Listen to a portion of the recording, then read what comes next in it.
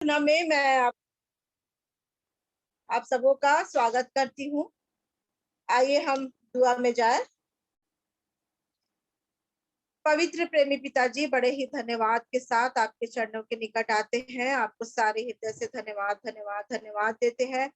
अपने प्रभु यीशु मसीह में होकर आपके नाम की महिमा करते हैं, आपके नाम की बड़ाई करते हैं प्रभु जी, क्योंकि आप महिमा और स्तुति और धन्यवाद के योग्य मेरे जीवित पिता परमेश्वर हैं। आपके बड़े नाम का धन्यवाद करती हूँ।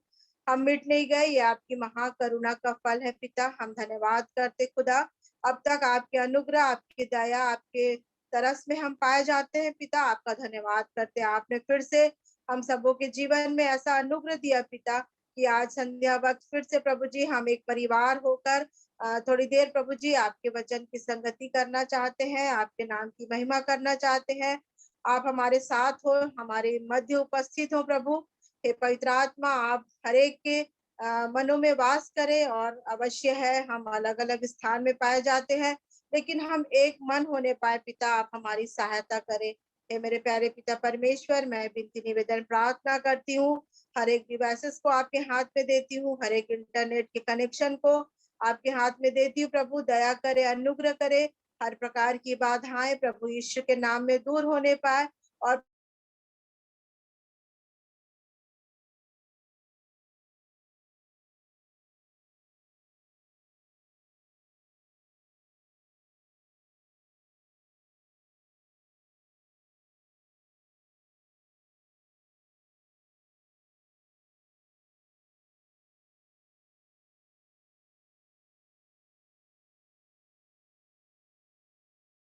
करे होने दीजिए प्यारे पिता परमेश्वर, कि प्रभु जी एक मन और एक चित होकर खुदा आपके चरणों में आने में आप सहायता और अगुवाई कीजिए। जितने जुड़ चुके हैं और जितने मेरे प्रियजन जुड़ने वाले प्रभु जी, हर एक की अगुवाई करे प्रभु जी, की जल से ईश्वर इस संगति को हम एक साथ मिलके आपके नाम की महिमा करने पाए।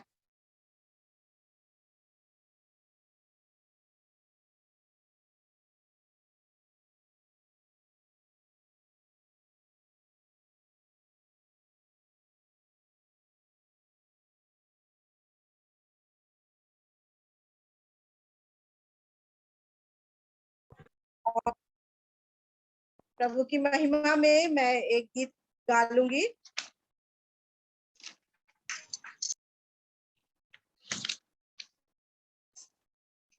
भजता क्यों नहीं रे मन मूरख, यीशु नाम सच्चा नाम। पार करेगा जीवन नैया, यीशु नाम सच्चा नाम। भजता क्यों नहीं रे मन मूरख, यीशु नाम सच्चा नाम। भव सागर से है यदि तरना, दुख संकट से नहीं कुछ डरना। भाव सागर से है यदि तरना, दुख संकट से नहीं कुछ डरना। पार करेगा जीवन नैया, पार करेगा जीवन नैया, यीशु नाम सच्चा नाम। भजता क्यों नहीं रे मन मूरख, यीशु नाम सच्चा नाम। हीरो का यह हाट बना है, चमक दमक का ठाट बना है। हीरो का यह हाट बना है, चमक दमक का ठाट बना है। सोच समझ कर सौदा कर ले, सोच समझ कर सौदा कर ले, यीशु नाम सच्चा नाम। भजता क्यों नहीं रे मन मूरख, यीशु नाम सच्चा नाम।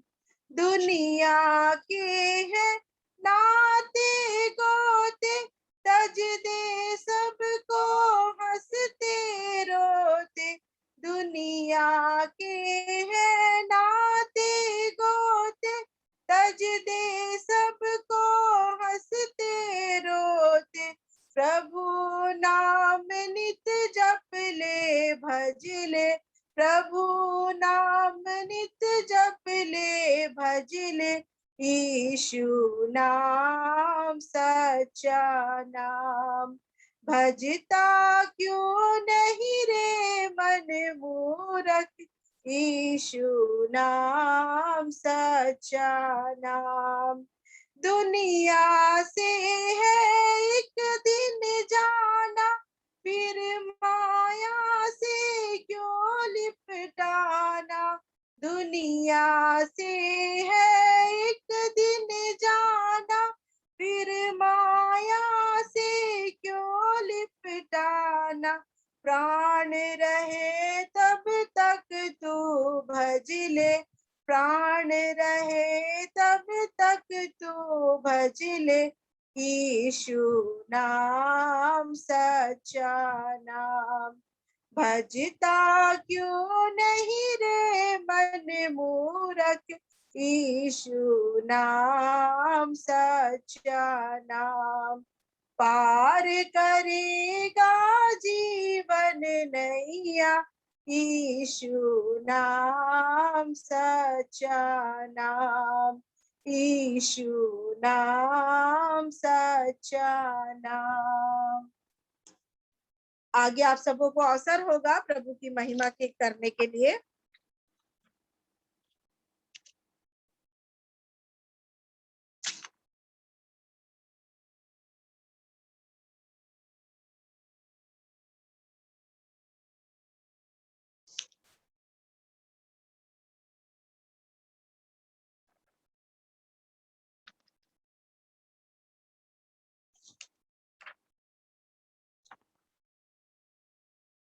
आप सबों को अवसर होगा प्रभु की महिमा में गीत गाना चाहते हैं उनको।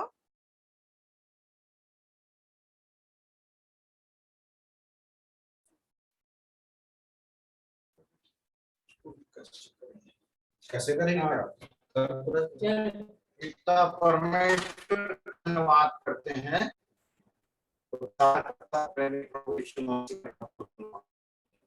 और दिन भर के समय आने के लिए, इस समय को हमारे जीवन में परिवार के साथ संगति सहभागिता के लिए अवसर प्रदान किया, उसके लिए भी पिता परमेश्वर का धन्यवाद करते हैं। हम भी एक गीत गा रहे हैं, मसीह की संग्रह से है ये, उत्तम और शांतिदायक बात, ईश्वर लिए मेरा हाथ, हर काम हर जगह हर समय मुझ यात्री को ले चलता।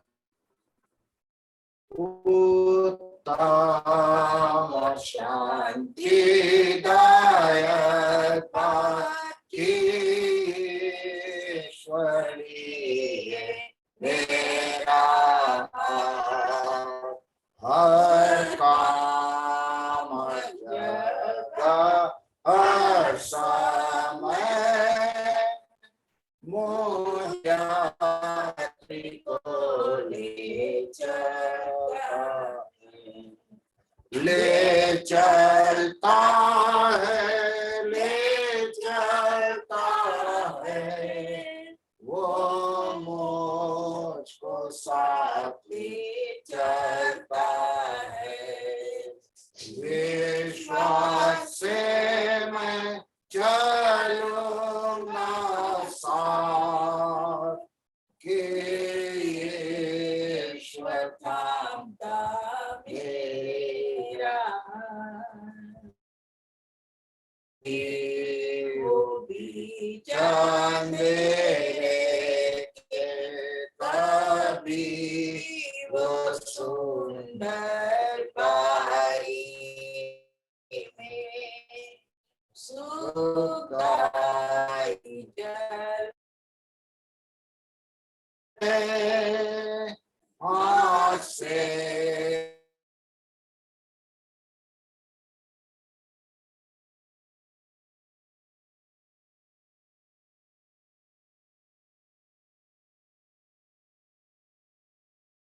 है वो मुझको साथ ले चलता है।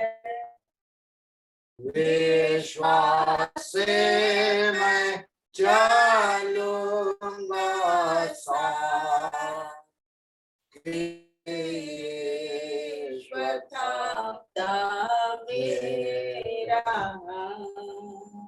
तू पकड़ेगा नित मेरा हाथ, ना डर ना रंजय तेरे साथ, जो दशा हो संतोष मैं हूँ कि तेरे संग मैं चलता हूँ।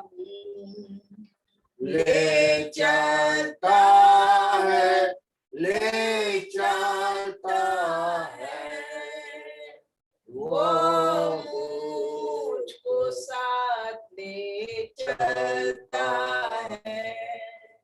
विश्वास से मैं चलूंगा साथ, ईश्वर थामता मेरा और मेरा काम जब पूरा हो, जब छोड़ूंगा इस जगत को, जब तू ले चलता है मुझे, ना डरूंगा ना मृत्यु से। ले चलता है, ले चलता है वो मुझको साथ ले चलता है। विश्वास से मैं चलूंगा साथ, ईश्वर थामता मेरा हाथ। पिता परमेश्वर का धन्यवाद करते हैं कि सचमुच में हमारे जीवन में कभी धूप, कभी छांव, कभी आंधी, कभी तूफान, कभी सुख, कभी दुख, आनंद और खुशी हमेशा आते रहते हैं। परंतु जब प्रभु यीशु मसीह का हाथ हमें थाम कर चलता है, उसका हाथ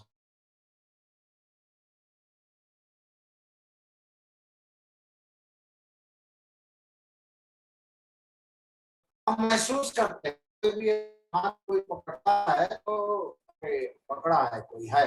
वैसा ही हम आत्मिक जीवन में भी महसूस करते रहे कि हमारा उद्धारकर्ता प्रेमी प्रभु यीशु मसीह हमारे हाथ को पकड़कर इस दिन जीवन की यात्री जब हम हैं तो हमें हाथ से पकड़कर ले जा रहा है, हमें ले चल रहा है। तो कभी भी हताश हम अपने जीवन में नहीं होते, क्योंकि उसकी उपस्थिति बनी रहती है, उसका पवित्र आत्मा, उसका जीवता वचन और यीशु मसीह के रक्त का बाड़ा हमारे जीवन में रहता है, जिसमें हम सुरक्षा महसूस करते हैं और आराम से प्रभु के चरणों में रहकर जीवन व्यतीत करते हैं। तो प्रभु उन सबकी सहायता करें। जीजा जी और दीदी को, पूरे परिवार को बहुत धन्यवाद प्रभु की महिमा करने के लिए। और भी आप सबों को अवसर होगा।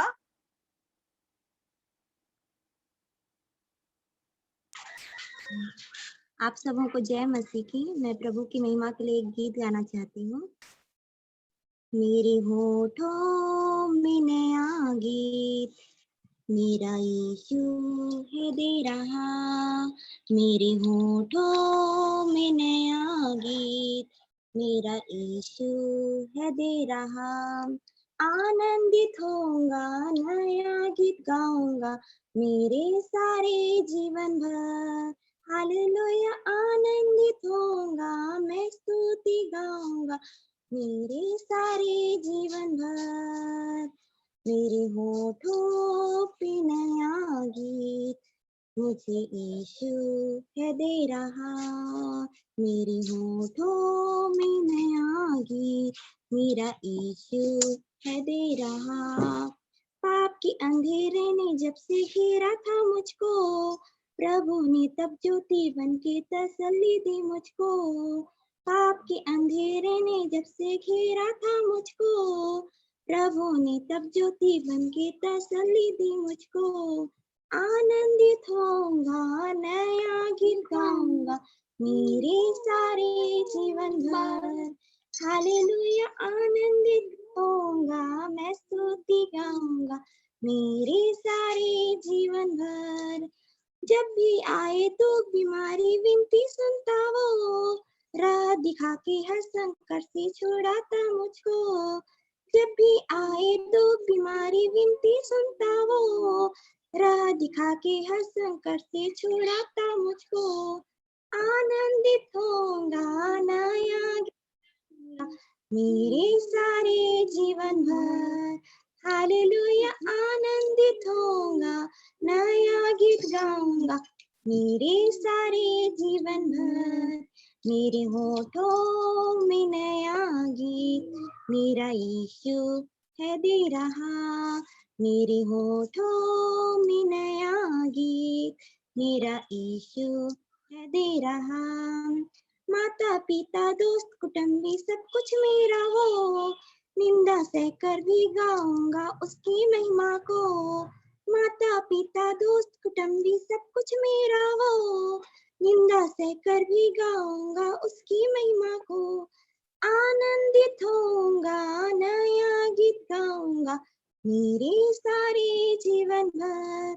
हालेलुया आनंदित होऊंगा नया गीत गाऊंगा मेरे सारे जीवन भर। मेरे होठों पे नया गीत मेरा यीशु है दे रहा। मेरे होठों पे नया गीत मुझे यीशु है दे रहा। धन्यवाद। बहन को बहुत बहुत धन्यवाद। आगे आप सबों को और अवसर होगा प्रभु की महिमा करने के।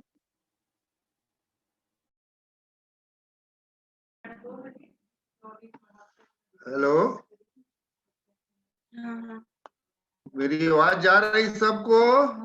जी जी जी मौसा जी जी। हाँ, सबको प्रभु यीशु मसीह के नाम में प्रेम नमस्कार। प्रभु आशीष दे। मैं इसलिए लगाया, बहुत दिनों से पूनम बेटी की आवाज नहीं सुन पा रहे हैं भाई, क्या बात है? तो पूनम बेटा, जी दादू, बहुत दिन से बेटी मसीह की तेरी सबों आवाज को। नहीं सुने भाई हम लोग। बस मैं आप बोलने ही वाली थी दादू, लेकिन आप बोल दिए तो मैं चुप हो गई। ले मैं अब चुप हो गया हूँ। चलो अब आप बोलो। सबसे पहले तो आप सबों को जय मसीह की। और सबसे पहले तो मैं माफी मांगती हूँ कि मैं पूरे 1 माह तक कनेक्ट नहीं हो पाई, क्योंकि मेरा बाहर जाना हुआ और इस वजह से मैं जूम में कनेक्ट नहीं हो पाती थी, क्योंकि रीजन बहुत सारा था।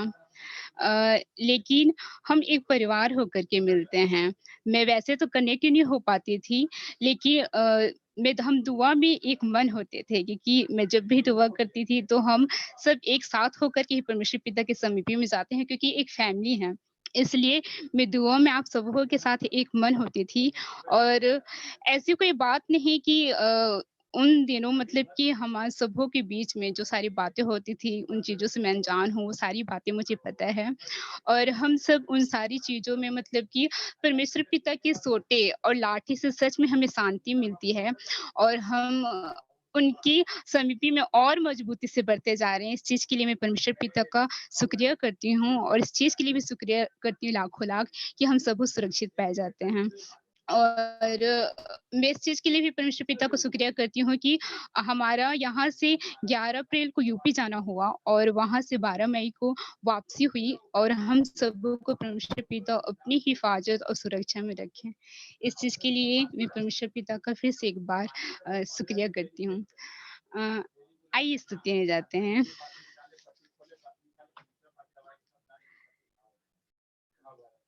तू मेरा परमेश्वर है, मैं तुझे धन्यवाद देता हूँ। तू मेरा परमेश्वर है, मैं तेरा गुणगान करता हूँ। यहोवा का धन्यवाद करो क्योंकि वह भला है और उसकी करुणा सदा की है। आप सब भी मेरे साथ गाइएगा, बहुत सिंपल है। गीत के बोल हैं, हो तेरी जय जयकार। हो तेरी जय जयकार, हो तेरी जय जयकार, हो तेरी जय जयकार, हो तेरी जय जयकार। Hallelujah hallelujah hallelujah hallelujah hallelujah गाए हम।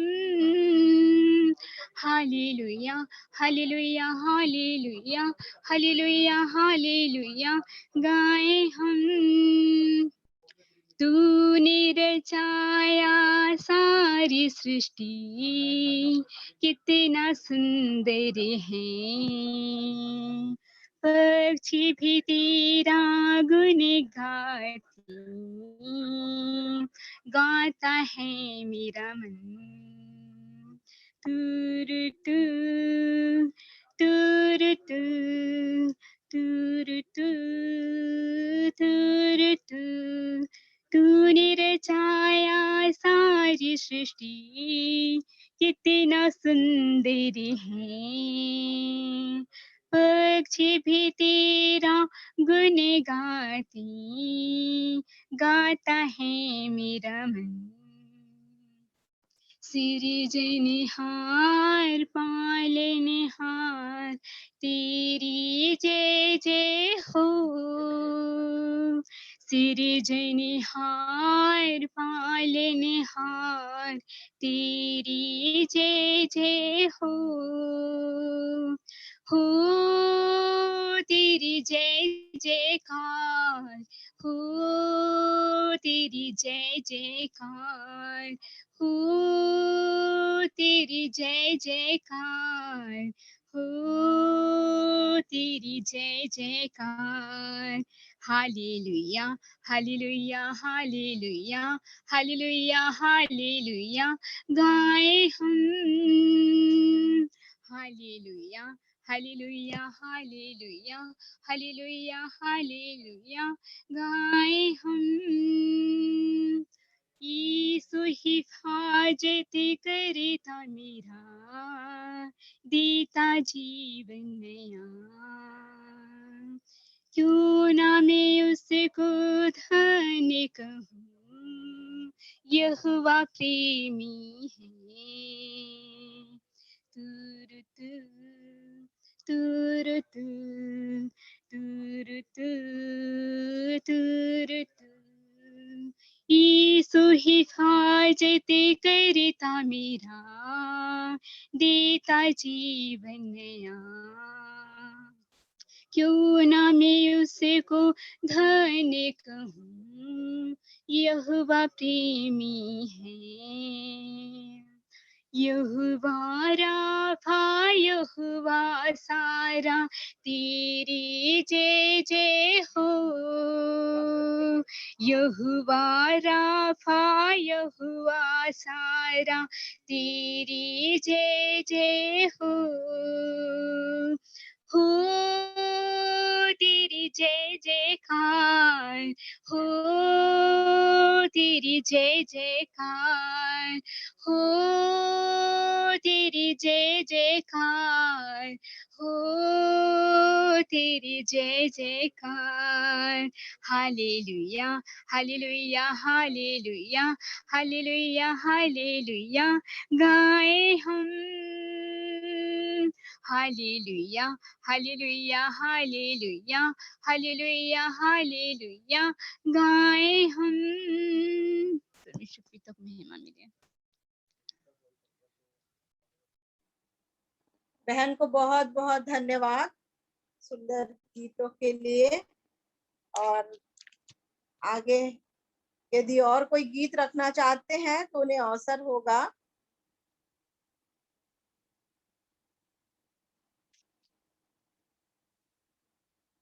और यदि नहीं तो हम सब पद बोल लेंगे। मैं बोलूंगी भजन संहिता 119 का 160 वचन। तेरा सारा वचन सत्य ही है और तेरे एक एक धर्म में नियम सदा काल तक अटल है। Chapter 27, verse 1. Do not boast about tomorrow, for you do not know what a day may bring forth. Thank you.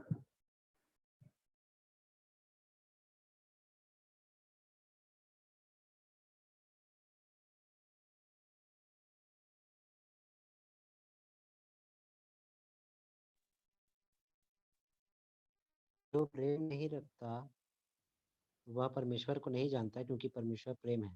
पहला यूहन्ना 4 उसका 8।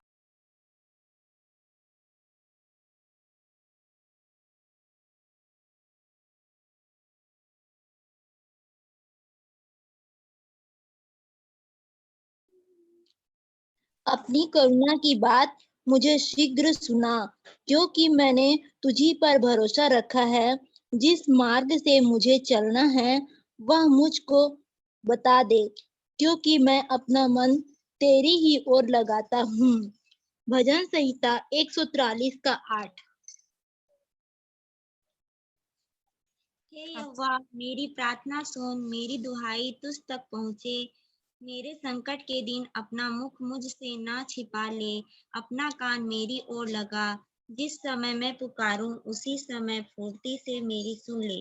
भजन संहिता 102 का 2। यहोवा की आंखें सब स्थानों में लगी रहती हैं और वह बुरी और भली दोनों चीजों को देखते रहते हैं।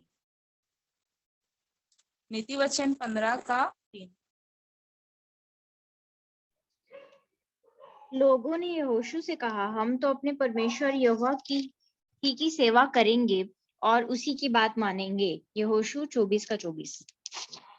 आप सबों को जय मसीह की। मैं भजन संहिता 119 का 165 बोल लूंगी। यहाँ पे इस प्रकार लिखा है, तेरी व्यवस्था से प्रीति रखने वालों को बड़ी शांति होती है और उनको कुछ ठोकर नहीं लगती। प्रभु के सुंदर वचन पर आशीष हो। आमीन।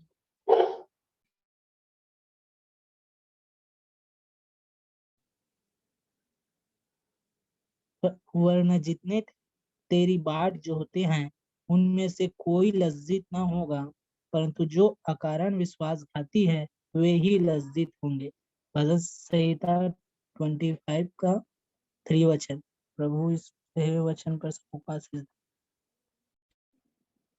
जो शिक्षा पाने से प्रीति रखता है वह ज्ञान से प्रीति रखता है, परंतु जो डांट से बैर रखता है वह पशु सरीखा है।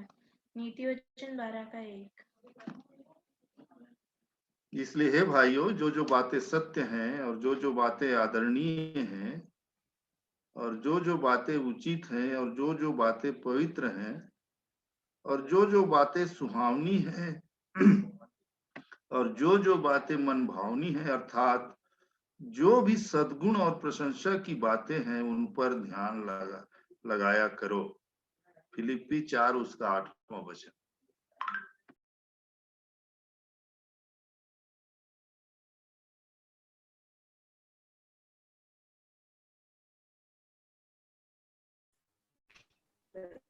आप सब धन्यवाद। कोई बोल रहा है क्या? नहीं, आप बोलो। हेलो। मैं धन्यवाद करता हूँ अरुण भाई के लिए। और आज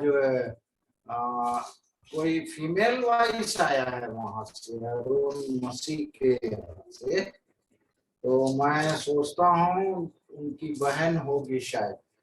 जो भी हो, हम प्रभु की प्रशंसा करते हैं, बड़ाई करते हैं और बहन का अपने इस पारिवारिक आराधना में स्वागत करते हैं। देख तो नहीं पा रहे हैं, परंतु आवाज ही सुनने से ऐसा लग रहा है कि हमारे बीच में हमारी प्रिय बेटी भी जुड़ी हुई है। तो हम सब मिलकर ताली बजाकर उनका स्वागत करेंगे। और परमेश्वर के वचन से वचन मैं पढ़ लूंगा। रोमियो उसका 5वां अध्याय 1 से लेकर 5। अतः जब हम विश्वास से धर्मी ठहरे तो अपने प्रभु यीशु मसीह के द्वारा परमेश्वर के साथ मेल रखें, जिसके द्वारा विश्वास के कारण उस अनुग्रह तक जिसमें हम बने हैं हमारी पहुंच भी हुई, और परमेश्वर की महिमा की आशा पर घमंड करें।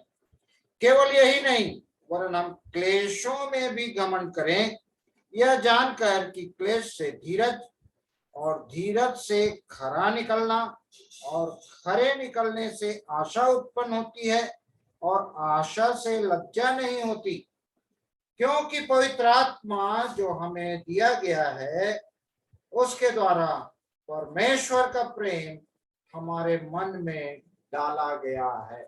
तो बड़ा सुंदर इसमें क्रम है परमेश्वर के वचन में, और एक मसीही जीवन में धार्मिकता, विश्वास, जो पहला पद में पढ़ा वहां विश्वास है, फिर धर्मी है और अनुग्रह है, और इन सब से बढ़कर कैसा ये क्रम हमारे जीवन में परमेश्वर चाहता है कि हम धीरज से खरे निकलें, खरे निकलने से हमारे जीवन में आशा हो, और आशा के साथ पवित्र आत्मा जो परमेश्वर की ओर से यीशु मसीह के विनती निवेदन से मुझे और आपको दिया गया है, परमेश्वर का प्रेम हमारे मन में डाला गया है। तो पिता परमेश्वर का हम धन्यवाद करते हैं।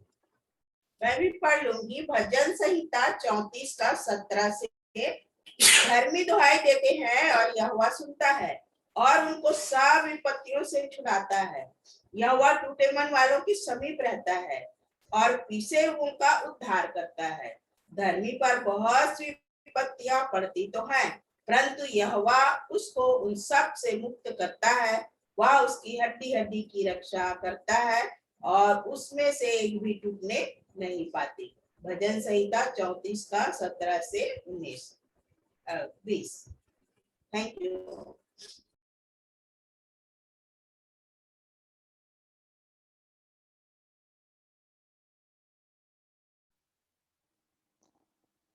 आप सबों का धन्यवाद। आगे अवसर होगा गवाहियों के लिए। कोई गवाही रखना चाहते हैं या कोई प्रभु की महिमा करना चाहते हैं या वचन शेयर करना चाहते हैं, तो अभी आप सबों को अवसर होगा।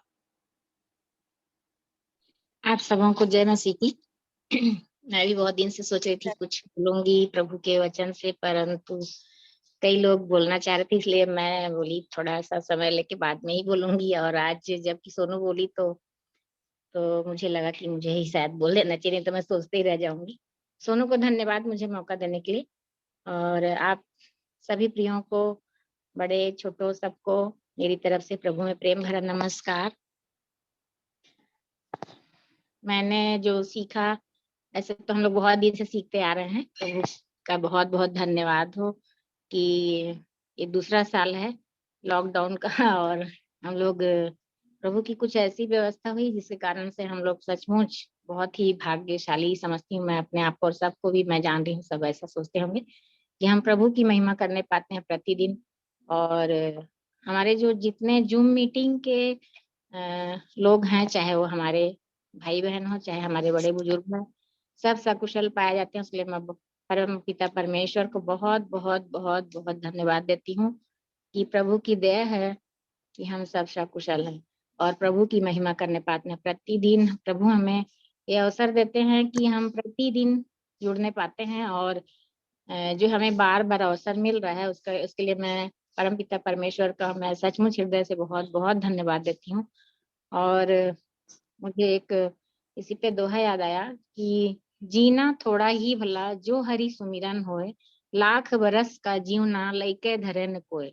सचमुच यदि हमारे पास थोड़ा सा जीवन है और उसमें हम प्रभु की महिमा करते हैं, बड़ाई करते हैं, इबादत करते हैं, तो हमारे लिए वो बहुत ही अच्छा है, ना कि उसकी अपेक्षा जो 100 साल जी रहा है और उसके जीवन में ना प्रभु की बड़ाई होती है, ना महिमा होती है, ना प्रभु का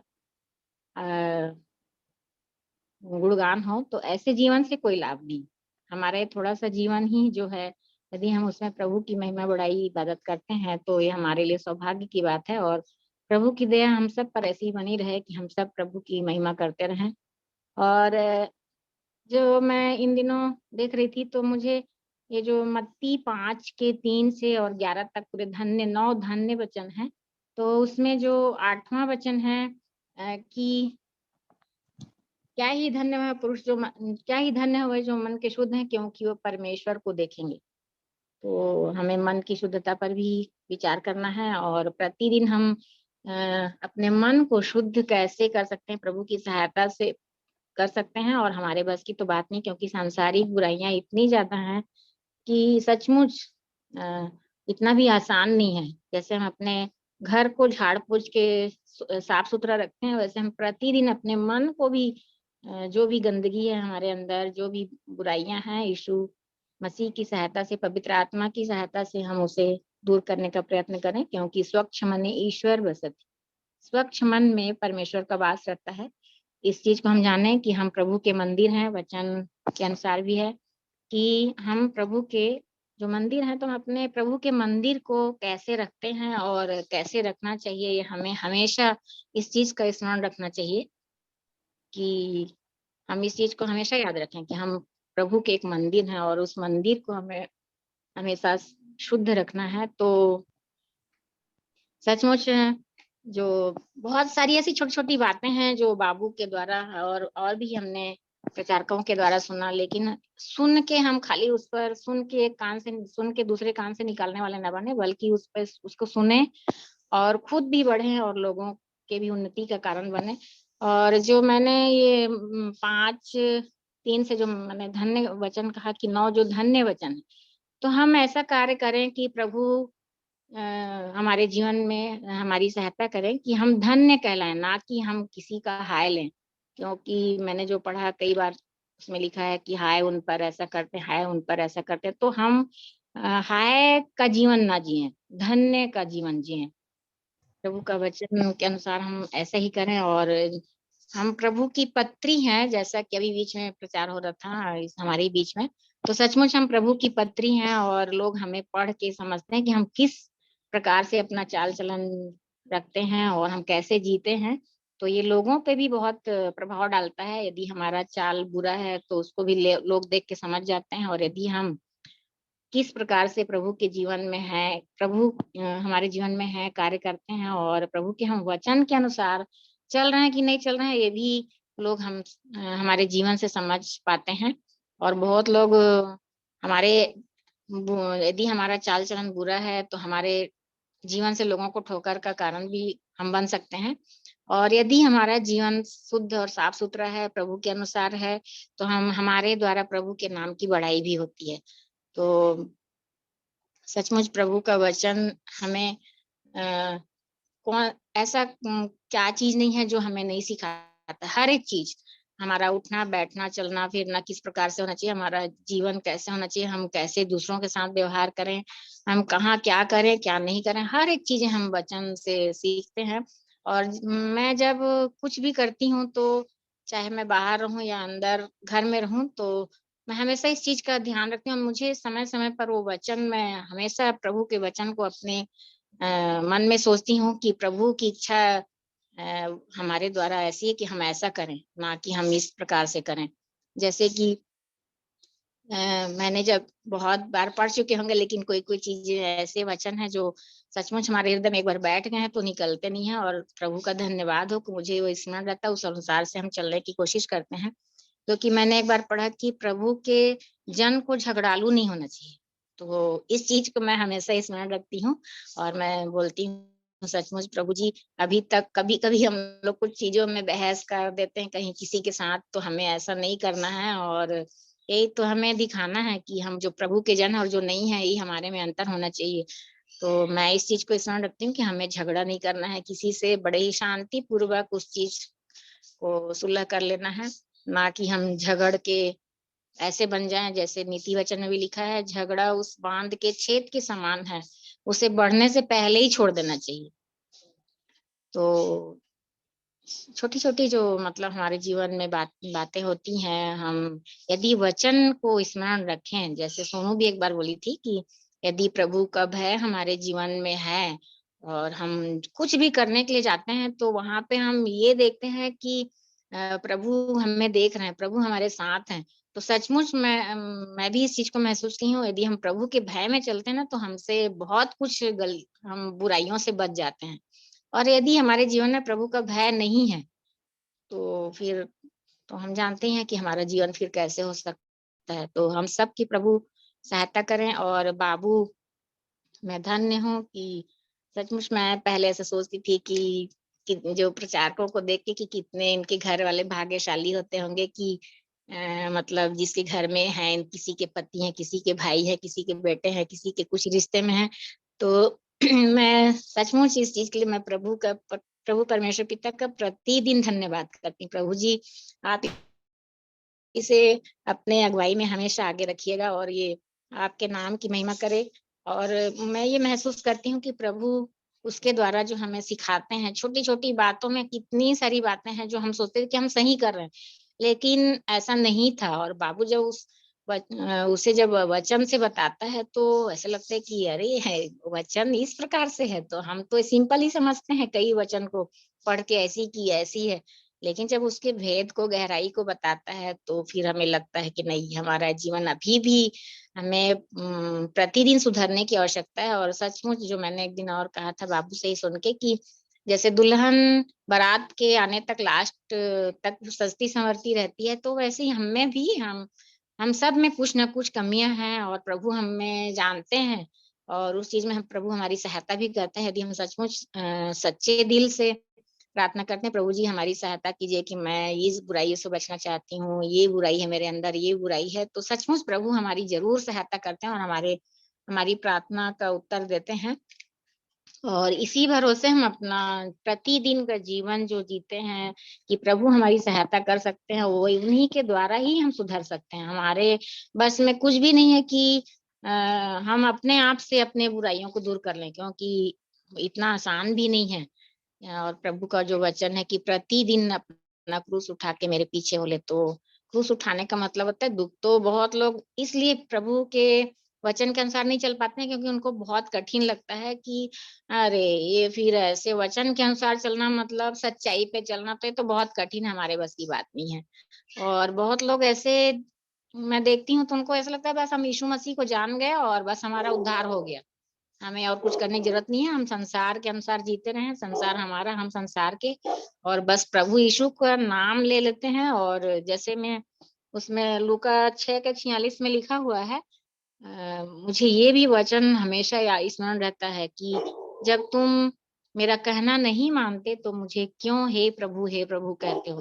तो सचमुच छोटे छोटे जो मतलब हमारे जीवन में चीजें हैं, हम यदि प्रभु के वचन को स्मरण रख रख के और प्रतिदिन अपने जीवन को बिताते हैं, तो क्या ही हम धन्य हैं कि हम प्रभु के वचन के अनुसार चलने पाए। प्रभु हमारी सहायता करें और हम सब की सहायता करें। मैं जान रही हूँ कि हम में से सब कुछ न कुछ, सब में कमियां होती हैं। कोई ऐसा नहीं बोल सकता कि मैं पापी नहीं, मैं धर्मी ही हूँ। तो यदि वो ऐसा बोलता है हमें कोई पाप नहीं, तो वो झूठ बोलता है।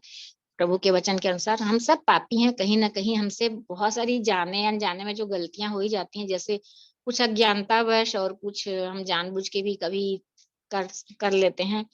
तो इन बातों में प्रभु हमारी सहायता करते हैं यदि हम प्रार्थना करते हैं, तो क्योंकि प्रार्थना तो बहुत ही बड़ी चीज है कि हम परमेश्वर पिता से बात करते हैं और अपने कमियों को रखते हैं। प्रभु जी, हम यहाँ कमजोर हैं, दुर्बल हैं, हमारी सहायता कीजिए। यदि हम सच्चे मन से मांगते हैं, तो प्रभु जरूर हमारी सहायता करते हैं। और जैसा कि प्रभु की दया से बाबू ने जो छोटी छोटी चीजों को इन दिनों हमें बहुत दिनों से सिखा रहा है कि यहाँ पे ऐसे है, मतलब जैसे उत्पत्ति 4:37 से डाह के बारे में, मतलब जैसे जो कैन अपने भाई हाबिल का हत्या कर देता है, तो उसको मतलब ये रहता है कि परमेश्वर पिता इसका भेंट ग्रहण करें, मेरा नहीं कर रहे हैं, क्योंकि वो कुड़कुड़ा के देता है। और परमेश्वर पिता उस चीज को बोलते भी हैं कि मतलब क्यों नहीं मैं ग्रहण कर रहा हूँ। और इसी प्रकार से यूसुफ के बारे में भी, यूसुफ जो है इसलिए यूसुफ से उन लोग, उसके भाई लोग डाह करते थे, क्योंकि वो जो है अपने भाइयों के बुराइयों को अपने पिता को बताया करता था और अपने स्वप्न के बारे में बताता था, उसके लिए वो डाह करते थे। तो उसमें उसकी अच्छाइयों के कारण लोग जलते थे और उनका पिता यूसुफ का पिता यूसुफ से ज्यादा प्यार करता था, इसलिए भी उन लोग जलते थे। तो क्यों प्यार करता था, ये भी एक रीजन है, क्यों उसके पीछे क्या कारण है जो यूसुफ को ज्यादा प्यार करता था। तो इसलिए ज्यादा प्यार करते थे उसके पिता, क्योंकि वो बहुत ही अच्छा था और परमेश्वर का भय मानने वाला था। तो ये भी एक रीजन है। लेकिन उन लोग परमेश्वर पिता का भय नहीं मानते थे उसके भाई लोग, इसलिए वो उससे डाह और बैर रखते थे। क्योंकि जो भी प्रभु के वचन को जानता है, परमेश्वर पिता से प्रेम करना जानता है और परमेश्वर की आज्ञाओं के अनुसार चलना चाहता है, चलता भी है, वो जो है ये छोटी छोटी बातों से सचमुच बिल्कुल दूर रहेगा और उसके अंदर ये सब चीजें नहीं आएंगी, बिल्कुल नहीं आएंगी। तो हम सबको ये छोटी छोटी चीजों को सीखने की आवश्यकता है।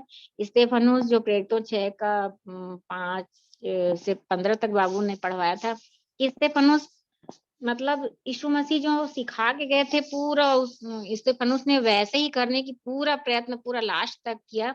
जैसे जैसे यीशु मसीह बोले कि मैं अपनी आत्मा को आपके हाथों में सौंपता, वैसे ही स्तेफनुस भी बोले। और इतना मार खाने और इतना सब मतलब प्रताड़ित होने के बाद भी स्तेफनुस लास्ट तक ये पिता इन्हें माफ कर दे और मतलब हर प्रकार से वो कभी मतलब उस समय ऐसी स्थितियों में भी किसी के ऊपर कुड़कुड़ाया नहीं।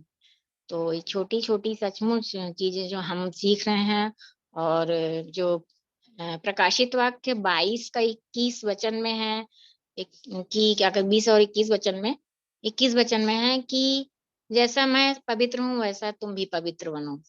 तो सचमुच हमें पवित्र बनने की आवश्यकता है। हमारा जो प्रभु है वो अत्यंत बहुत बहुत ही पवित्र है, उसके समान दुनिया में कोई पवित्र नहीं। तो प्रभु भी चाहते हैं कि हम भी पवित्र बने और शुद्ध मन से परमेश्वर पिता के पास आए, तभी वो हमें ग्रहण करेंगे। हमारे जो मैले चिथड़े कार्य हैं उन चीजों को हम प्रतिदिन छोड़ने का प्रयत्न करें, तो प्रभु यदि देखते हैं कि हम मतलब प्रभु के नजदीक आना चाहते हैं, तो प्रभु हमारी सहायता करते हैं। हम एक कदम बढ़ाते हैं तो प्रभु हमारे लिए हजारों कदम बढ़ाते हैं, इस चीज को भी हम समझते हैं। तो मैं सचमुच धन्यवाद भी करना चाहूंगी हम अपने इस जूम मीटिंग के प्रत्येक सदस्यों के लिए कि उन लोग प्रतिदिन जुड़ते हैं और अपना समय दे के प्रभु की महिमा करते हैं। और प्रतिदिन ऐसा तो हो ही नहीं सकता कि हम नहीं सीखते हैं, सब कुछ ना कुछ सब सीखते रहते हैं। और बाबू भी हमारे बीच में जो पवित्र आत्मा की सहायता से, परमेश्वर पिता की दया से बीच में हमारे बातों को रखता है वचन के माध्यम से। तो सचमुच हम धन्य हैं और हमें प्रतिदिन उसके बारे में सोच विचार करने की आवश्यकता है, क्योंकि हमारा ये जीवन जो है बहुत ही बहुमूल्य है। हम इसे यूं ही ना जाने दें। क्योंकि मुझे इस पर भी एक दोहा याद आया कि रात गवाई सोई के दिवस गवायो खाए, हीरा जन्म अमोल का कौड़ी बदले जाए। तो ये जो हमारा जीवन है बहुत ही अनमोल है यदि हम देखेंगे। और आप देख ही रहे हैं कि जो महामारी के दिनों में आजकल जो इतनी बड़ी महामारी फैली हुई है, लोग इतने दहशत में हैं। और सचमुच हो भी रहा है कि रोज कोई ना कोई हमारे भी पहचान के कई लोगों का खबर आता है कि वो खत्म हो गया, वो खत्म हो गया। तो जब हम इन बातों को देखते हैं तो सचमुच प्रभु जी का मैं जितना भी मैं बोलती हूँ धन्यवाद हम करें उतना ही कम है, कि हम इतनी बड़ी महामारी के बीच में भी और बाहर जाके ड्यूटी करके भी, जैसे सोनू भी बताती है कि मैं सोनू हो गई, गुल्लू हो गई और इधर हमारे यहाँ हिनू हो गई। हमारे बीच में जितने भी बहुत नर्सेस हैं और डॉक्टर हैं और भी हॉस्पिटल में काम करने वाले कर्मचारी हैं, तो ये प्रभु की दया ही है कि प्रभु ने हमें इतने ऐसे महामारी के बीच में, इतने खतरों के बीच में सुरक्षित रखा है। तो ये कोई आसान बात नहीं है, ये प्रभु की सहायता। क्योंकि मैं इस चीज को मैं कई बार ऐसे बैठ कर सोचती हूँ कि क्या हम हाथ धोने से या फिर बहुत दूरी बनाए रखने से या फिर साफ सफाई रखने से या फिर दवाई लेने से सुरक्षित रह सकते हैं? बिल्कुल नहीं रह सकते, बिल्कुल भी नहीं। 1% हम अपने आप को सुरक्षा नहीं कर सकते। लेकिन वो तो हमारे मन की शांति के लिए है, और ऐसा भी नहीं कि हम फिर गंदे संदे भी रहें, ऐसा भी नहीं है। लेकिन हमको इस बात पे हमारा भरोसा है कि प्रभु ही हमें बचा के रखे हैं। चाहे कोई भी हमारे घराने में भी कई लोगों को कोरोना हुआ और परमेश्वर पिता की कितनी महान दया है कि सब एकदम से सुरक्षित हैं और हमारे बीच में है, प्रभु की महिमा करने पाते हैं, प्रभु की बड़ाई करने पाते हैं। सचमुच अति महान हमारा परमेश्वर, महान महान, सचमुच जितना भी हम बड़ाई करें अपने परमेश्वर पिता की उतना ही कम है। हमारे आंख से आंसू आ जाते हैं प्रभु का प्रेम देख के, और जितना भी हम बड़ाई करें सचमुच बहुत ही कम है। सो मैं यही इतना कहना चाहती हूँ कि प्रभु का प्रेम हम सब में बना रहे और हम प्रभु के प्रेम को पहचाने, प्रभु की आवाज को सुने। आज ही हम सुनते हैं तो अपने मनों को कठोर ना करें और जितना हो सके हम प्रभु के पीछे चलने की कोशिश करें। और बाकी तो हम अपने हर एक चीज को प्रभु के हाथों में सौंपते हैं। प्रभु हमारी सब बातों को, हमारे सब समस्याओं को जानते हैं, वो हमसे छिपा नहीं है। सो हम और किसी से ना कहें बल्कि अपने प्रभु परमेश्वर से ही उम्मीद करके हम सब बातों में प्रभु की महिमा करें। सो मैं बहुत बहुत धन्यवाद देती हूँ सोनू को समय देने के लिए। और भी हमारे बीच से अवसर होगा कि सब बोलेंगे, और मैं इतने दिनों से सुन रही थी, सबका सुनती हूँ, सब में सचमुच बहुत कई हमारे जो बीच में है बहुत खूबी है कि सब परमेश्वर के जो वचन में आगे बढ़ते जा रहे हैं। और मामू लोग को मैं देखती हूँ, हम लोग भी सोचते हैं जब कोई नहीं जुड़ता तो बड़े बेचैन हो जाते हैं। हम लोग भी खोजते हैं कि सचमुच ये क्यों नहीं जुड़ रहे, कहाँ चले गए। जैसे पूनम से ही आज मामू ने बात किया कि पूनम बेटी कैसे कुछ नहीं बोल रही है। फिर उसके बाद मोनिका 2 दिन नहीं जुड़ी थी, तो मैं भी सोचती थी मोनिका क्या, और ठीक मैं सोच ही रही थी कि फोन करूंगी, तब तक मोनिका का आवाज आया कि ऐसे ऐसे है, इसलिए मैं नहीं जुड़ पाई थी। तो हमारे बीच से कोई भी जब एक दिन भी नहीं जुड़ता है तो ऐसा लगता है कि क्या हो गया है, कैसे नहीं जुड़ रहे हैं। और जब हम भी किसी कारण से नहीं जुड़ पाते हैं तो मुझे भी उस चीज में लगता है कि अरे आज मीटिंग है, मैं नहीं जुड़ पा रही हूँ। मुझे बड़ा अजीब अजीब सा लगता है, बहुत ही कमी खलती है। और प्रभु करे कि हम सब ऐसी संगति करते रहें, प्रभु में आगे बढ़ते रहें, प्रभु के नाम की बड़ाई करते हुए। और प्रभु परमेश्वर जब ऊपर स्वर्ग से देखें तो हम सबको देख के बहुत ही आनंदित हो कि हमारे लोग, देखो हमारे कोई खोजने वाला है। क्योंकि प्रभु स्वर्ग से देखते निहारते हैं कि देखूं तो मेरा कोई खोजने वाला है कि नहीं है। तो सचमुच प्रभु हम सबको देख के प्रसन्न है, क्योंकि हम प्रभु के अनुसार अपना जीवन बिताने की कोशिश कर रहे हैं। प्रभु हमारी सहायता करें। धन्यवाद।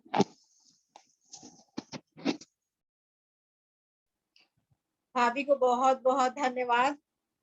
सचमुच में हमारा प्रभु महान है और अद्भुत है, अद्भुत। मैं भाभी को बहुत धन्यवाद देती हूँ सुंदर वचन के लिए और गवाही के लिए। आगे आप सबों को अवसर होगा, यदि कोई गीत रखना चाहते हैं या गवाही रखना चाहते हैं या वचन बांटना चाहते हैं तो उन्हें अवसर होगा।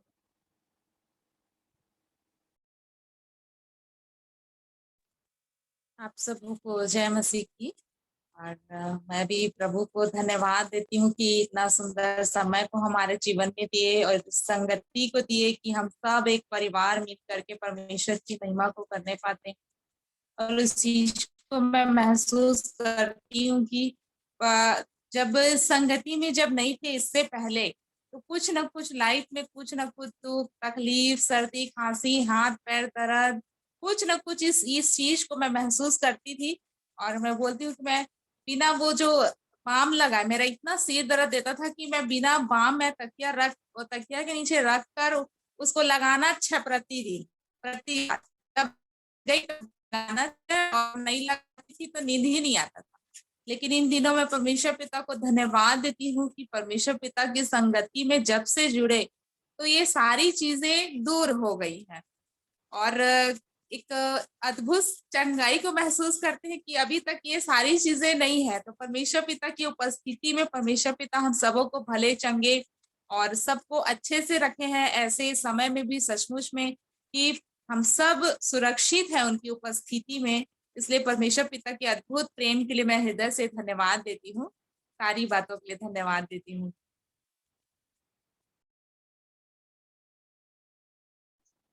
बहन को बहुत बहुत धन्यवाद सुंदर गवाही के लिए। आगे और कोई बोलना चाहते हैं उन्हें अवसर होगा। मौसा जी बोलना चाह रहे हैं लग रहा है।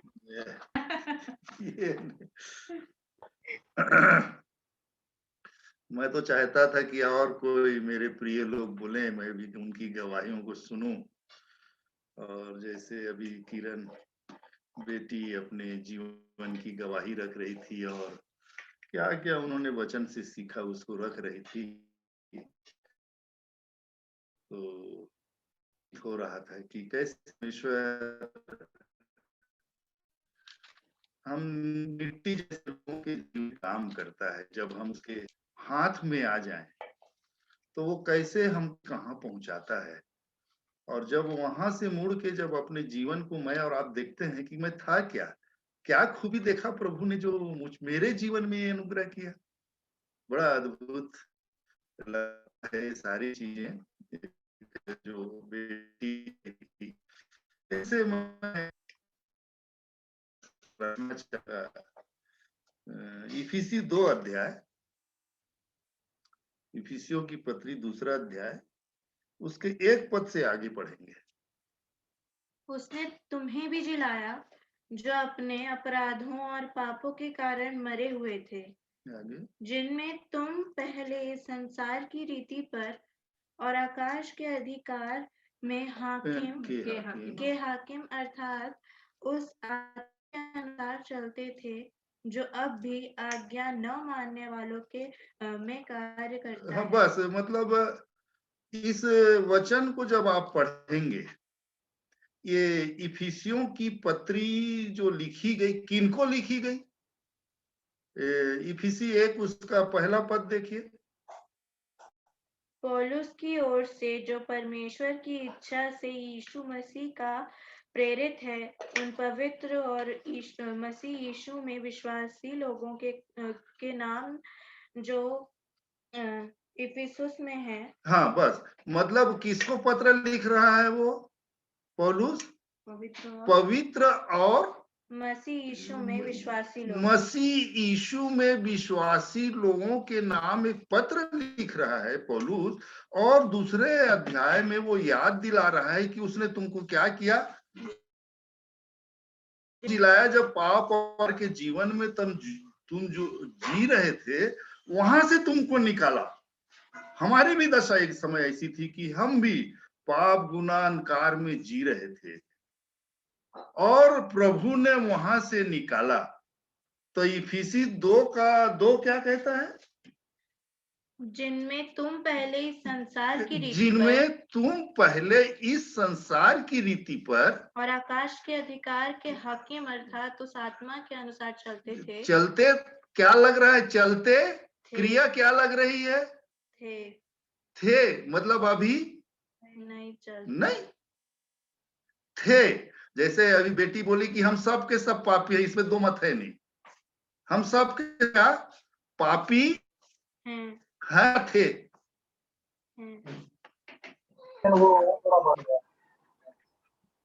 हेलो, हम पापी हैं या थे? यहाँ पौलुस की कलीसिया को हम सब के सब किसके अनुसार चलते थे चलते थे। क्रिया को देखो क्या क्या लगा रहा है, चलते थे। आगे जो अब भी आज्ञा न मानने वालों में कार्य करते। हाँ, जो अभी भी आज्ञा नहीं मानते हैं उस पे वही रीति काम करती है जो आज्ञा नहीं मानते हैं उन पर। आगे इनमें हम भी सबके सब कोई नहीं छूटा, पौलुस भी नहीं छूटा। इनमें हम भी सबके सब पहले अपने शरीर की लालसाओं में दिन बिताते थे। हैं कि थे है। ये मुझको और आपको अपने जीवन में देखना है, दिन बिताते थे। आगे और शरीर और मन की मनसाएं पूरी करते थे। अब मैं और आप अपने जीवन में इसको चेक करें कि मैं थे में हूं कि है में हूं। अब है में रह के परमेश्वर की आज्ञा मानोगे, हो सकता है ये उसके स्वभाव में पाओगे, हो सकता है ये थे लगा रहा है। आगे और अन्य लोगों के समान स्वभाव ही से क्रोध की संतान थे। आज क्या दशा है? पहले हम क्रोध की संतान थे, आज्ञा न उसमें शरीर और मन की मनसाएं पूरी करते थे लगा रहा है। चिट्ठी किसको लिख रहा है? पवित्र और विश्वासी भाइयों के नाम। अब आगे क्या लिखता है देखिए तो, परंतु परमेश्वर ने जो दया का धनी है, अपने उस बड़े प्रेम के कारण जिससे उसने हमसे प्रेम किया, जब हम अपराधों के कारण मरे हुए थे, जब हम पापों के कारण मरे हुए थे, तो हमें मसीह के साथ जिलाया। अब मसीह के साथ क्या हो गए मैं और आप? इसका अनुभव है कि नहीं?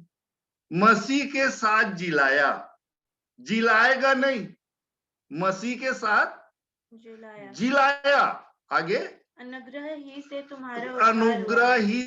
तुम्हारा उद्धार हुआ है कि होगा। क्या लिखा है? अनुग्रह ही से तुम्हारा उद्धार हुआ है। आगे, और मसीह यीशु में उसके साथ उठाया कि उठाएगा? उठाया। आगे, और स्वर्गीय स्थानों में उसके साथ बैठाया। मैं और आप बैठे कहाँ हैं अब ये बताइए। अब उसके साथ स्वर्गीय स्थानों में उसके साथ बैठाया बोलता है परमेश्वर का वचन। आगे, कि वह अपनी उस कृपा से जो यीशु मसीह में हम पर है, आने वाले समयों में अपने अनुग्रह का असीम धन दिखाए। प्रभु सहायता करे मेरे प्रियो, कि एक समय हम बोलते थे कि मैं पापी हूं। आज भाई ने रोमी 5 का एक वचन पढ़ाया, 1 से लेकर 5 तक पढ़े। वो पहला वचन क्या कहता है? रोमी 5 का पहला वचन, अतः जब हम विश्वास से धर्मी ठहरे, तो धर्मी तो ठहर गया, अब हो कि नहीं?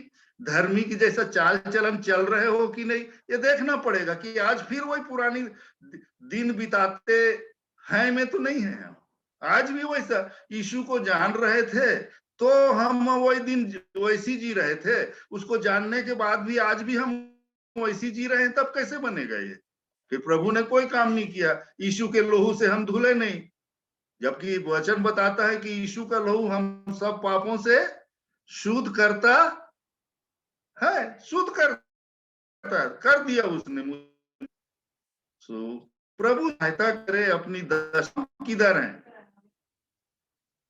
थे में है कि है में है? मैं अपने जीवन के लिए यही सोचता रहता हूँ, मैं थे में हूँ कि है में हूँ। और जब पता चलता है में हूं, तब वहां से तो नहीं चलेगा काम, वहां से अपना हटना पड़ेगा, हटाना पड़ेगा। परमेश्वर के दासों के द्वारा जो वचन सुनते हैं और कई बातें जो हमारे जीवन के लिए प्रकाशित होती हैं, तब हम देखते हैं अरे ये तो मेरे जीवन में आज भी है, जो हमारा प्रभु नहीं चाहता है, तो फिर उसको हम हटाने की कोशिश करते हैं। कुछ प्रकाश मिलता है किसी के द्वारा, या आप पवित्र आत्मा के द्वारा, या वचन को जब आप पढ़ते हैं तब आपको दिखता है अरे ऐसा है मेरा जीवन और प्रभु मेरा ऐसा नहीं चाहता। सो प्रभु मेरी आपकी सहायता करे कि हम जाने कि हम कौन है।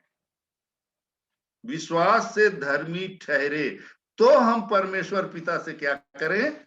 मेल रखें। 5 का 1 इसी कहता है ना, क्या कहता है? अतः जब हम विश्वास से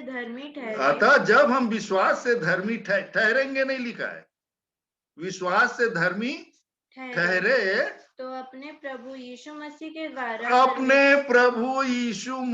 के द्वारा परमेश्वर के साथ मेल रखें।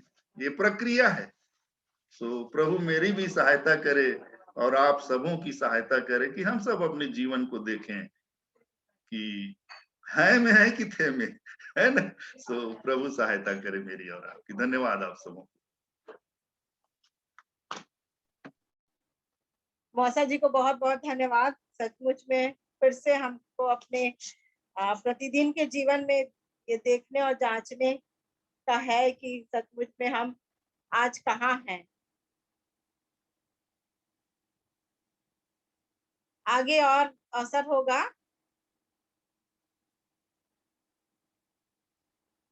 हम बाबा का भी स्वागत करते हैं जुड़ने के लिए। जय मसीह की। जय मसीह की सभी को शालोम।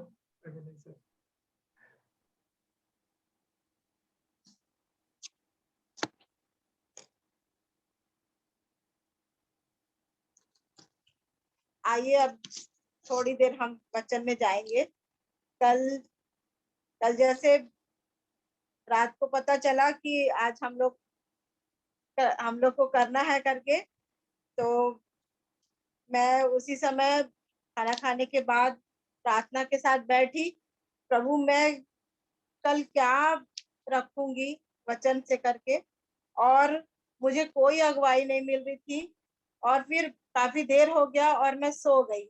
उसके बाद जब मैं ये बोल के सोई, प्रभु मुझे जल्दी सुबह उठना है और आप मुझे बताइएगा कि मैं क्या बोलूंगी, क्या रखूंगी अपने प्रियो के सामने। और सुबह जब मैं उठी 4:45 बजे उठ तो गई, लेकिन फिर थोड़ी देर 15 मिनट आलस की और फिर मैं क्षमा मांगी प्रभु से, और फिर मैं बैठी और प्रार्थना के साथ मैं बैठी और मेरे मन में चलने लगा कि अभी जिस चीज से तू लड़ाई कर रही है, प्रभु की सहायता मांग रही है, कि उस चीज के विषय में बोल। जैसे भाभी ने मेरे मन की बहुत सारी बातों को उन्होंने रखा कि सचमुच में आज मैं इस स्थिति से जूझ रही हूँ कि मेरे मन के अंदर क्या चल रहा है, और प्रभु मेरी सहायता करे कि मैं अपने मन की रक्षा कर, मन की चौकसी। जैसे नीति वचन 4:23 वचन में कहता है, सबसे अधिक अपने मन की रक्षा कर, क्योंकि जीवन का मूल स्रोत वही है। और यही चीज आज बहुत समय से मैं इस द्वंद युद्ध में हूँ कहना चाहिए, और प्रभु से मांगती हूँ। और सचमुच में मैं अपने जीवन को देखती हूँ तो ऐसा सोचती हूँ कि ऐसा लगता है कि लोग तो हाँ, सोनू बहुत अच्छी है, अच्छे से बात करती है, अच्छे से व्यवहार करती है, लेकिन कई बार ऐसा होता है कि हाँ, मैं कोई कुछ कह दिया और भले ही मैं रिएक्शन ना दिखाऊं, लेकिन कुछ रिएक्ट ना करूं, लेकिन क्या मेरे मन में भी वही है जो मेरे चेहरे पे है या मेरे बाहरी रूप में दिख रहा है। और इस सब चीजों को मैं हमेशा प्रभु के सामने रखती हूँ, और इस चीज के लिए बहुत मैं प्रतिदिन प्रभु से मांगती हूँ कि प्रभु मेरे मन की रक्षा करें।